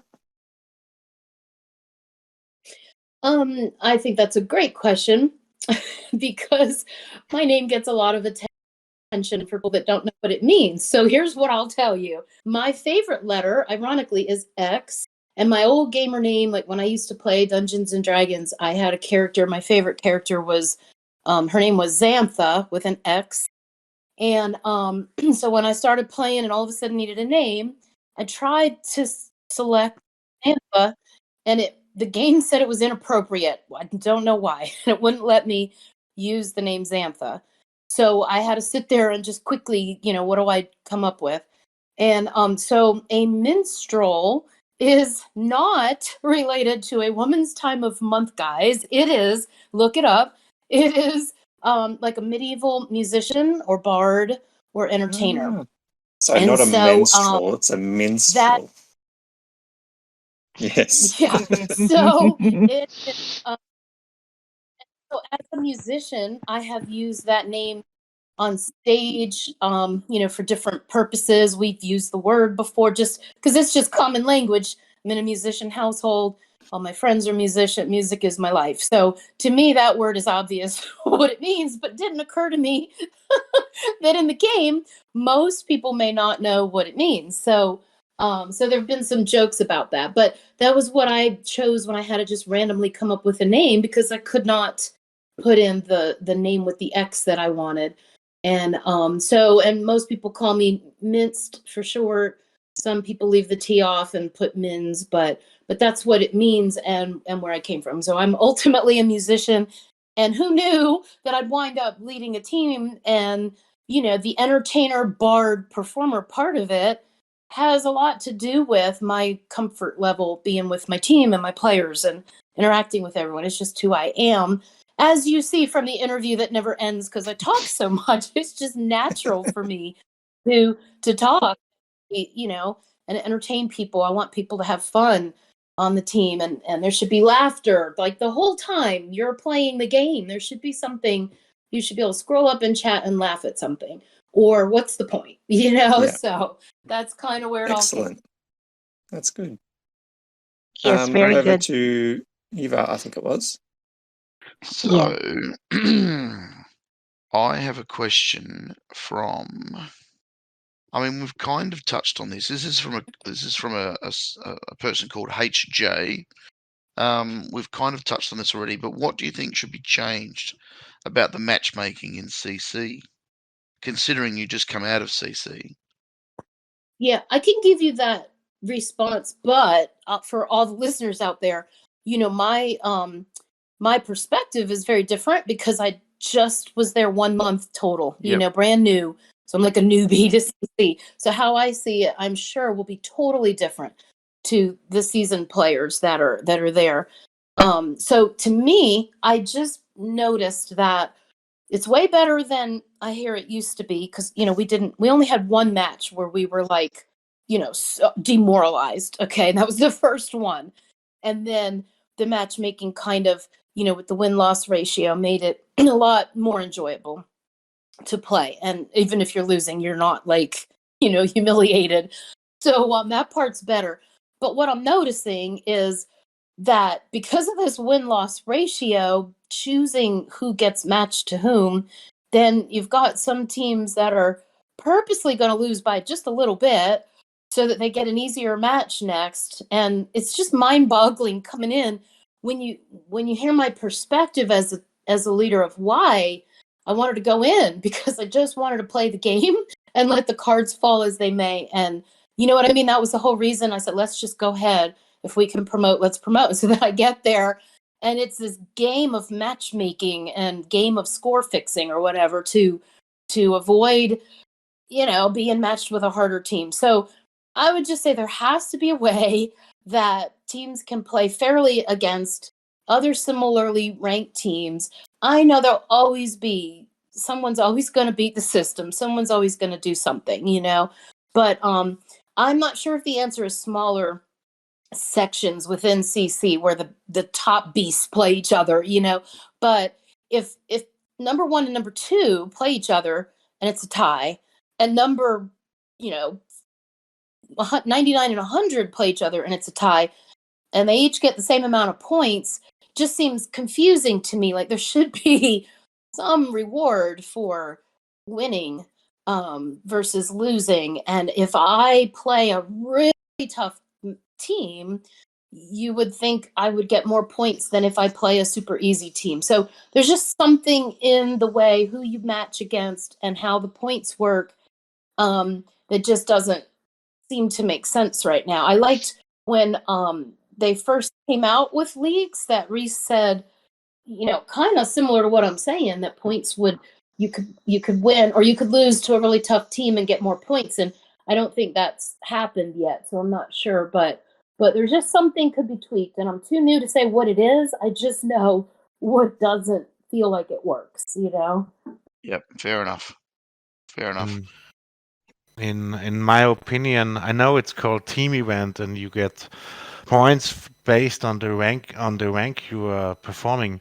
But I think the only way that would be fair in all divisions would be, instead of giving 300 points to place 1, just add up all those team event scores. If someone makes 27k, add this to the total team score. The team score should not be based on the rankings on the leaderboard. It should be based on each individual game scores.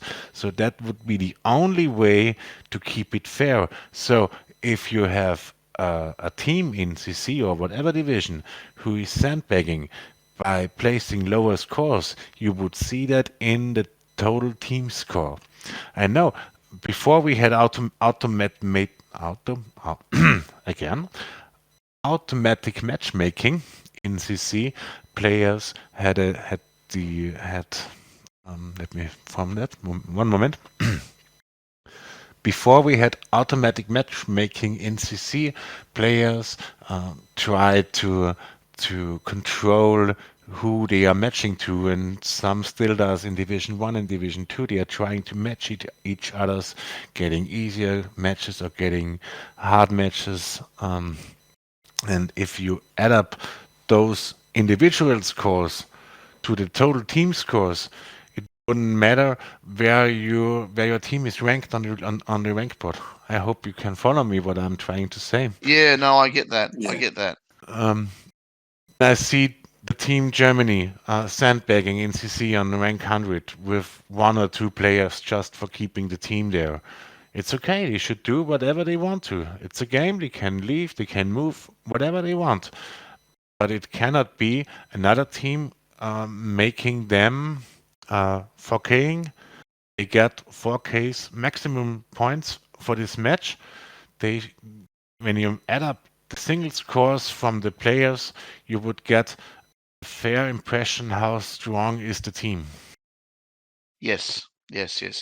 This, in my opinion, would be the only way to make it fair, so no one can talk about how to match or try to lose a match just by a few points to get an easier opponent. That all would be gone if you just sum up the scores of all teams, of all team players. Yep. To add on to that, there was a suggestion in the Fingersoft server that I really liked. Somebody said that if somebody puts up a score and then leaves the match mid-match to reduce the total of the team score, their match score stays on even though they've left. So that would stop people from trying to fix matches to lose by a little bit. Yeah, but if you sum up all individual scores, it wouldn't matter because the next match you get would be also random. And by playing against random teams, it just matters. It doesn't matter if you win or lose. The only thing that matters is the total score of all individual players. So in fact, it doesn't matter who you play against. You get the same amount of points if you play against an empty team or if you play against the best top 1 team. get the same amount of points. I like that. I like that a lot. Yep, I like that a lot. JR? Yeah, I think we're going to the last round of questions, and this is my last question. It's from Castaway Will. He wanted to ask, what information do you learn about the game from the Club of Leaders server? Minstrel can answer first. I just think it's everything about how to be a better leader, how to have a better team, a stronger team, everything you can think of, how to recruit players. We have channels and answer questions about everything. We've got new leaders come on that have never led a team, and we're teaching them a lot of things. For the seasoned leaders out there, they're probably just getting more sense of community and chatting with other leaders. I think the player warning section is probably the most common part, where we do share information about the jumpers and the ones that they're just a real, like, you just don't want these players on your team, and we share info. But it's just a sense of community, and we help each other learn and answer questions. So it's just fun to interact with other leaders and helpful. We share best practices. For example, when someone posts a screenshot on a team server saying, "Hey, I got this and that garage power," when I'm recruiting and I ask for a DL from a driver, and he sends me a screenshot where the DL is cropped out and you cannot see the coin balance, the total coins, the total gems he have, I'm suspicious. I always ask for the full screenshot because I want to see how many coins are in there. If someone is here with 1 million cups having 11k garage power, I'm suspicious. Could this be real or could it not? And when I see a screenshot showing 100 million coins in the background, I know where I am. Yeah. That's the point. I want the full screenshots, and this is a best practice I could share. I want to share with other leaders so they can ask for the same thing and they know what they have to look for. Yes. So yeah, that's a good example. I just posted that X right the other day, where I, like, this one time I did not do, because I learned that in the COL server, what he's saying. I had never thought of it before. We have some great recruiters in there that teach us things, and I didn't ever think about that before. So lately I make sure to do that. Well, this one time in the last week, I was in a hurry, I was working, and I let someone join and said, I'll deal with them later. I'll figure it out when they get here, what kind of player they're like. And then their GP goes up like 167 points in a day. And so I just DM them. I'm like, hey, notice your GP going up pretty fast. I'm like, do you have a lot of coins when you joined? And they said, yes. So I don't know the difference, right? And they did not do enough KMs to earn that. Well, how do I know they didn't join with enough coins to do that? So turns out a couple days later in the server, someone found out that person admitted that was a bad account, that they, I don't remember, they were hacking or something. And so I was really glad that they were gone and kicked and banned off of my team at that point. But, had I asked to see that in the beginning, it would have all been avoided, because I would have seen, 70 million coins on a 6K GP, and I probably would have questioned that instead of letting them join, So just lessons you learn to protect your team. Yes, that's very true. We can all learn from that. Pete, what's your last question? If you could. This one's already been sort of answered, but I'm going to ask it anyway. Shout out to Blackwing. I chat with him quite often in the Fingersoft server.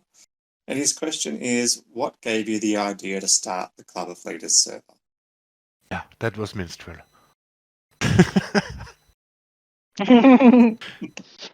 Well, I think I already kind of answered where how, why, started it and such. All right. Well, my final question is not one that's written in a questions. I thought I'd just ask this off my own bat. If you could have, and this is Amy's good old question, if you could have any 5 members on your team, who would they be? That's the same question if you ask me what of my kids is my favorite. I will not answer that. Oh, no. I mean, yeah, that is. This is that is unfair, a and tough this question would be to answer. picking, and I will not answer that. Which is I'm your sorry. favorite child? I love your answer, X. I love your answer. Yeah, I agree. I can't name certain players. I'm grateful for all the amazing players that cross our team, and those that choose to stay. I'm even more grateful for. And there's always new, wonderful players out there waiting that I haven't met yet. So I just love meeting players, and I'm grateful to them all. Whether I'm watching you from afar or you're on the team, I think all the amazing players that make this game great is really awesome. Very cool. Very cool. Alrighty. Well, Over to Jack Rabbit. yeah, JR, it's all yours. We'll just go through this game for our podcast guest. The name of the game is Never Have I Ever Hill Climb Racing 2 Edition. The 1 point for each one that you have never done before. There are several questions to this game. I would be needing help from Eva. Do you have the? Yeah, I'm waiting for the spreadsheet to open up. Okay. Sorry, it's coming. Okay. It's coming. Yeah. Yep. Okay. I've got it open. Okay. So to both Minstrel and X, this is the first question. Have you ever missed a team event? I don't think so. What about you, X? I only missed a team event when I announced it in advance because I wasn't able to do so. But I never skipped any team event on purpose. Okay, so technically that's a yes. Yes, you have. Yes, I have, because I don't have the opportunity to play, because one time my phone was broken and another time I was on vacation. But yes, you have. Yeah, of course. Yes, next question is. Next question is. You can form my words the way you would like to have it. It's okay. Yeah. Okay. That's funny. I don't think I ever missed, even with the death in the family, even when I'm traveling for work, even on vacation. I found a way to score. Really? So that's For why I all said I don't accounts? think so. So if I don't remember it. I'm very sure I never missed the event on my main account, but I'm very sure I missed events from my second account. Especially when I was in game break with my second account. Okay, so this is the This is a horrible question. How dare you asking me such things? And we are only on the first question. Oh my God. Wow. Okay. Next question is, have you ever hated a public event? I think I know what the answer is. Yeah, there was no, yeah, I hated some public events, of course. I like public events. Which were the ones? Was it the kangaroo ones? No, it has nothing to do with the jump. Okay, yes, you have me. You got me here. That was the jump event. Yeah, I hate that too. How about you, Mince? Have you ever hated a public event? I would say I probably hated what I didn't expect, like the ones about jump shocks, the target one where you jump and hit the targets. I actually loved those because they gave me a chance to practice stuff. And on the target event, I got more points in than any other event ever, and I always hated those tracks in TE. So I actually wound up like looking forward to the next target track in TE after that. I can't remember. There was one recently that I didn't like, but in general, they don't bother me even if I don't like them, because they're spread out over so many days that I can usually trudge my way through to 400. The muscle car one that you had to get to 800 was probably the one I least liked lately, just because I don't want to go all the way to 800. Muscle but Mania. they don't usually bother. I like the Yeah. 800 Yeah. muscle I car quite event. liked I that made it one. on the first day. So, Oh, wow. Yeah, X finishes PE on the first day. so That's everyone like is his different, thing. Yeah. and that is great. And now you see why it is so difficult for Fingersoft to making things and events and tracks and vehicles that would please everyone. Yeah. Yeah. Yep. Okay, on to our third question. Have you ever picked an easier map for the boss level? Every time. Guys who don't do that? I. How about you, Min? You mean did you ask if I've changed it? Is that Yeah, what you said? remember before the new update came out, Yeah. you could pick an easier map. So have you ever picked easier maps? Yeah, Yeah. okay. So I will tell you, a long time ago, I did used to do that. And then one day I realized that if I always change the boss till I get an easier map, then that easier map is going to keep getting harder, because when you play a boss, right, and you have a faster ghost, and then you're more likely to increase your personal best. And so I realized I was making the game harder for myself, and that I was much better off just taking Yeah. what I got. But now that they've done the up, Yeah, it's awesome. But I stopped that a very long time ago when I realized now all your easy ones are gonna not be easy anymore. So There so is I a took way good Mhm. strategy to avoid those getting up. I'm not sure we should talk about that. Maybe not. Yeah. Yeah, Okay. definitely not. On to our fourth question. Have you ever scrapped legendary parts before excess? An accident.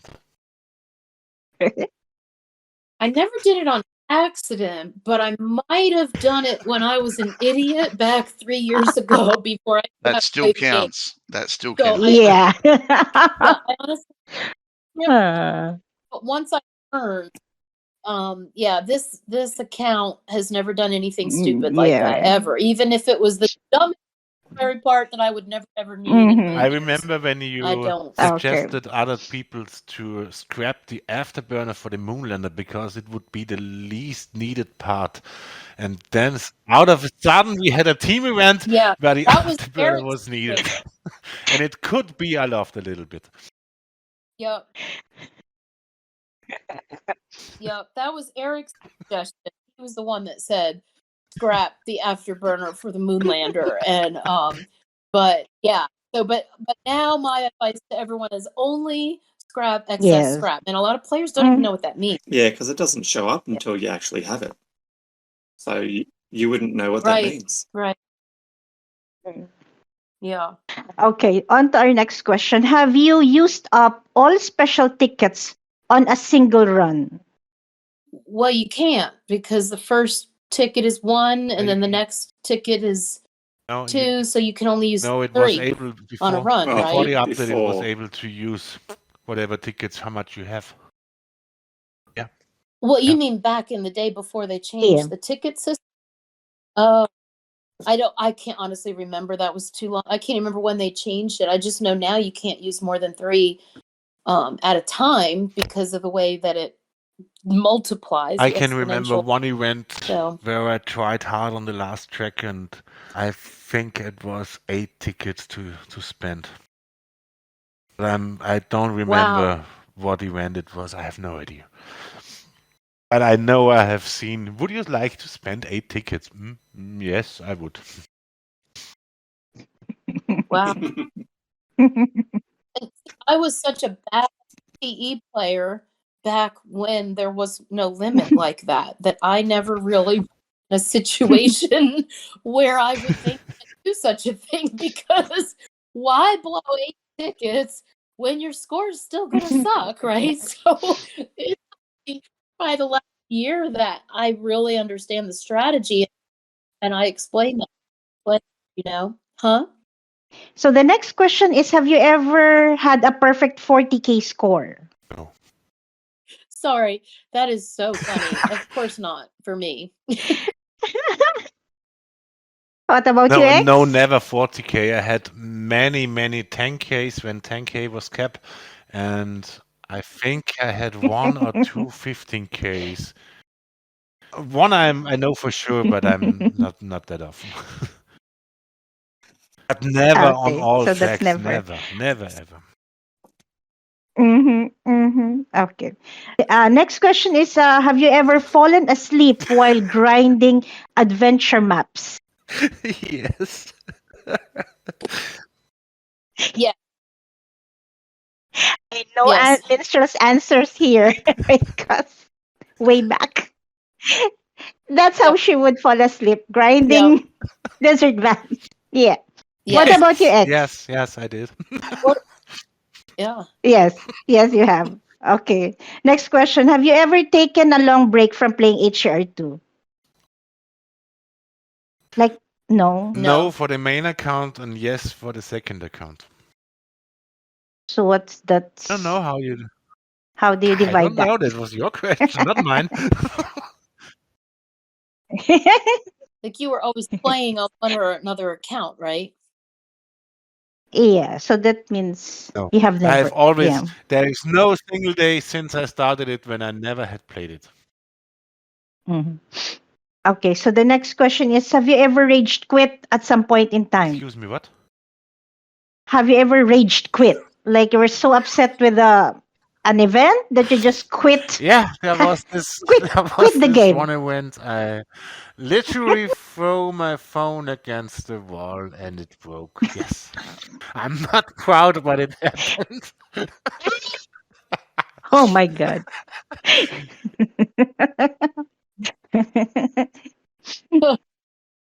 What about No, I don't. No, I don't have that problem. But um, I have skipped through the rest of the tracks. If I knew my score was going to be just so ridiculously low, I might skip through, the rest of yeah. that ticket. But no, I stick through no matter what, through thick and thin, and get through it, even if I don't like Yeah. it. Because I asked my players to do the same thing. So if I ask my players to do it, I have to do it. Yes, So yes, you would. Okay. Next question. Have you ever kicked a team member by accident? yeah, I'm the worst for that. I fell And then you asleep, kick half of the team. and this was before they redid the game. So I don't know if you guys remember the buttons. The kick button was huge right under your thumb. Like whoever designs this stuff, don't put a button that could be an accident. Don't make it huge and don't make it where my thumb is. Just think about Yeah, it, yeah. right? So kick should not be, promote should not be, demote should not be. These buttons should not be near your Yeah. thumbs. They should be up and so yes, I fell asleep. This is a true story, and it's such an awesome story. I have to tell you. So on Dukinator, I was on vacation at the beach in a condo, and I was sitting near, and I had the balcony open, listening to the ocean Wow. waves, and it was so lovely. And I'm Yeah. playing my game. It's probably like 1:30 in the morning, and I'm at the condo kickback. I did not know what happened until the next day, and Eric had to help me. He just solved the Mhm. mystery. So what turned out that it was, I kicked 3 players in my sleep, and nobody believed me. Like one of the players actually got mad and never came back. He did not believe that it was an accident. No one knew such a thing. Eric helped me prove how easily it happened. So under my thumb was kick, and then when it comes up and says, "Are you sure?" That's under your thumb too. I'm like, come on, game developer. And so I fell asleep with the KM activity screen, right? I was not in an event. I was on the KM Yes. activity. So right where thumb was, it was like player 8, player 9, and player 10 in KM all in a row. As I kicked one, my thumb hit kick yes. And then the next one came up in that spot, and my thumb hit kick yes. So I did this 3 players in a row and kicked them all. And I woke up the next day. This is a true story, I swear. I woke up the next day and saw that some players had been kicked, and I was like, smoke. Nobody kicked. It was CK. It was what was his name back then? I can't remember his name. I know the player, but I can't remember his name. Yeah, Whoop it was maybe was Whoop. his Yeah. name. And another, Yeah. yeah. And so I'm like, where are they? They're gone. Smoke, check your ban list. And he's like, they're all, somebody kicked them. I had to unban them. And we spent the whole day solving the Okay. mystery. And that was when I said, yeah. So it was just hilarious, and it can be done. And it was horrifyingly embarrassing. So learn from me not to do. Before X answers that question, I'm just going to say I did this questionnaire. This never have I ever, and that particular question was back from Minstrel's experience from Yokinator. That have you ever kicked a team player by accident? Yep. Okay, how about you, X? Have you ever kicked a team No, member I by have one accident? promoted by accident, but that's all. And there is a good. So It's a that's a different different story. story. But if you promote someone by accident, you gave away the power to Mhm. kick all the regular players. So here is my advice for all those leaders and co-leaders, especially co-leaders who promoted someone by accident. Go ahead and promote everyone. Because if you promote everyone, no one is able to kick someone. If you promote accidentally the wrong person, this person is able to kick everyone out of the team who has no yellow or gray helmet in the team. So go ahead and promote everyone, Yeah. and then go to your leader and say, "I'm sorry, I've done a mistake. Please demote them and go back to the original state." This is the best advice you can have here. Yeah. Yes, yes. Okay. So next question would be, have you ever banned someone from the team server or yeah, from the team server? Oh, of course. Yeah. Even Yeah. from the Club of We Leaders server? regularly ban. Oh, Regularly is the wrong word. There are occasions when someone is Yeah. not obeying the rules or think he or she Mm. can be impolite or disrespectful. Is near, the boot is Mhm. ready, the boot will be used, and then you will get kicked. Like every other community server as well. If you don't know how to behave, there is the door, and the door will be closed then. Yeah. Yeah. So just abide by the rules. Yeah. Okay, the last question would be, have you ever done a face reveal on any Discord server? No, well, my PFP is my face, Yeah. so yeah. What no, what about not you, yet. X? No, not yet. Okay. Okay, those are all the questions for the game. Okay. So good I'm news. sorry. May Um, I suggest one question more for your questionnaire? Have you ever sure. Okay, made sure. max kilometers in a week, meaning 2,500? That would be also a good question, in my opinion. Yeah, I think we might need to start adding some questions, I think. But then it won't be fair on everyone else. Has to No, be the that's all same right. That's all right. We could start Okay. over with our yeah. All right. So, question: the big thing about this right now is one of you has beaten the other. Now, just bear in Oh, mind that there's no prizes for this. There's no and you haven't beaten the best so far. So you're basically in the middle with everybody else at the moment. So X, you have 5 nevers, and Minstrel, you have 6 nevers. So effectively, X, I you have have one. What? 1, Excuse me. What What I but you have? haven't. You have 1 This one nothing. nothing. Oh, okay. So we don't give away prizes for this. It is just for the fun, just for the laughs. And it's mainly the laughs by us. And the stories we hear about people being kicked by accident and that sort of stuff. So we really appreciate you playing our game. Yes. And yeah, apologies, you don't.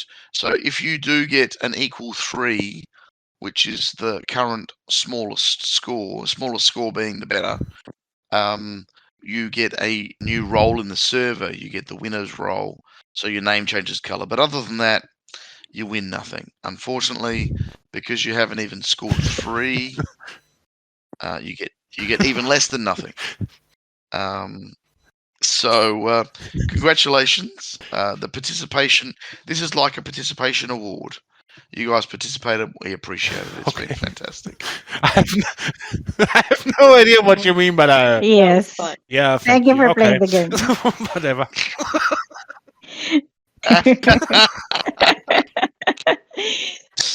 Oh, jeez. Okay. So I think with that, we could wrap up this episode.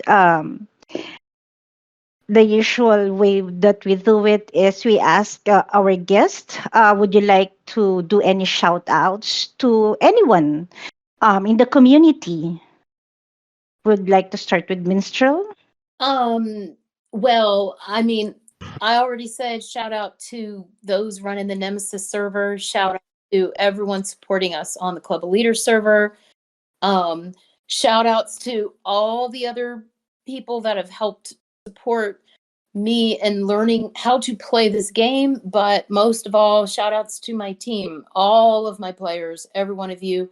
I love you guys. And thank you for supporting me and our team all this time. Very good. X, who would you like to Well, shout out to? shout out to my teammates at Stormo. I really like those Italian guys. And also, I have promised to shout out to a player whose username and real name starts with the letter D. So, hey there, you have been mentioned, and I hope you're happy now, you little. Can you bleep that out, please? Thank you. And that's all.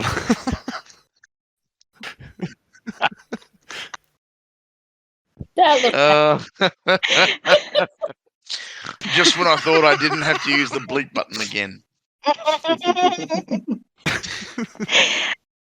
That is Yeah. So, as a closing message, I would like to thank you both for coming on the podcast. There's not much, first of all, to Minstrel, there's not much female players that we have invited. So, you are truly one of a kind because I have known you for a long time, and the dedication that you do for the game and the community is very much admirable. I'm sure there are many who would learn from you. And also to both of you, thank you for your insights and everything that you had to share for this episode. Thank you for having very much. I'd like to ask, messages from Eva and Pete. Oh, well, I suppose it's been wonderful getting to know both of yous. The sense of humour from both of you has been quite fun. Your take on the community, the communities in general, and the game itself from a leader, co-leader, and instigator of other co-leaders together has been really, really amazing. Yes, we've been recording for a long time. I really want to thank you for spending so much time with us because I think we could have chatted for even longer. I honestly think we could have chatted for even longer. Yes. I'm sure. Thank you so much for having us. I really appreciate the invite. It was really great to be here. I wish my voice was normal. I This think is you not sounded what I normally great. sound Hey. like. Oh, but you're thank you. perfect. Nothing wrong. Yeah, I was going to say the same. I've never heard Yeah. Minstrel's voice before, so Pete? I would say she sounded perfect. Yeah. The funny thing is, I sent Minst a voice message about a week ago, revealing my voice. She heard my voice for the first time, and I expected you to answer me back with a voice message. And guess what? She did not. Well, that's the kind of people I have to deal with. I did that purpose. I did that purpose. Yeah, I did in suspense. Everybody else had to wait, so you did too. Okay, message from you, Pete. Yes. Thanks so much for coming on to the show. It has been quite difficult to organise this one with all the different time zones, but we made it work in the end, and it was well worth the It was wait. fantastic. Yes, thank you very much. It's been a pleasure chatting. Yes, and thank you to all our listeners. The usual that you sent all the questions, and the members from the Club of Leaders server who sent their questions. Thank you so much. So, see you again on the next episode, everybody.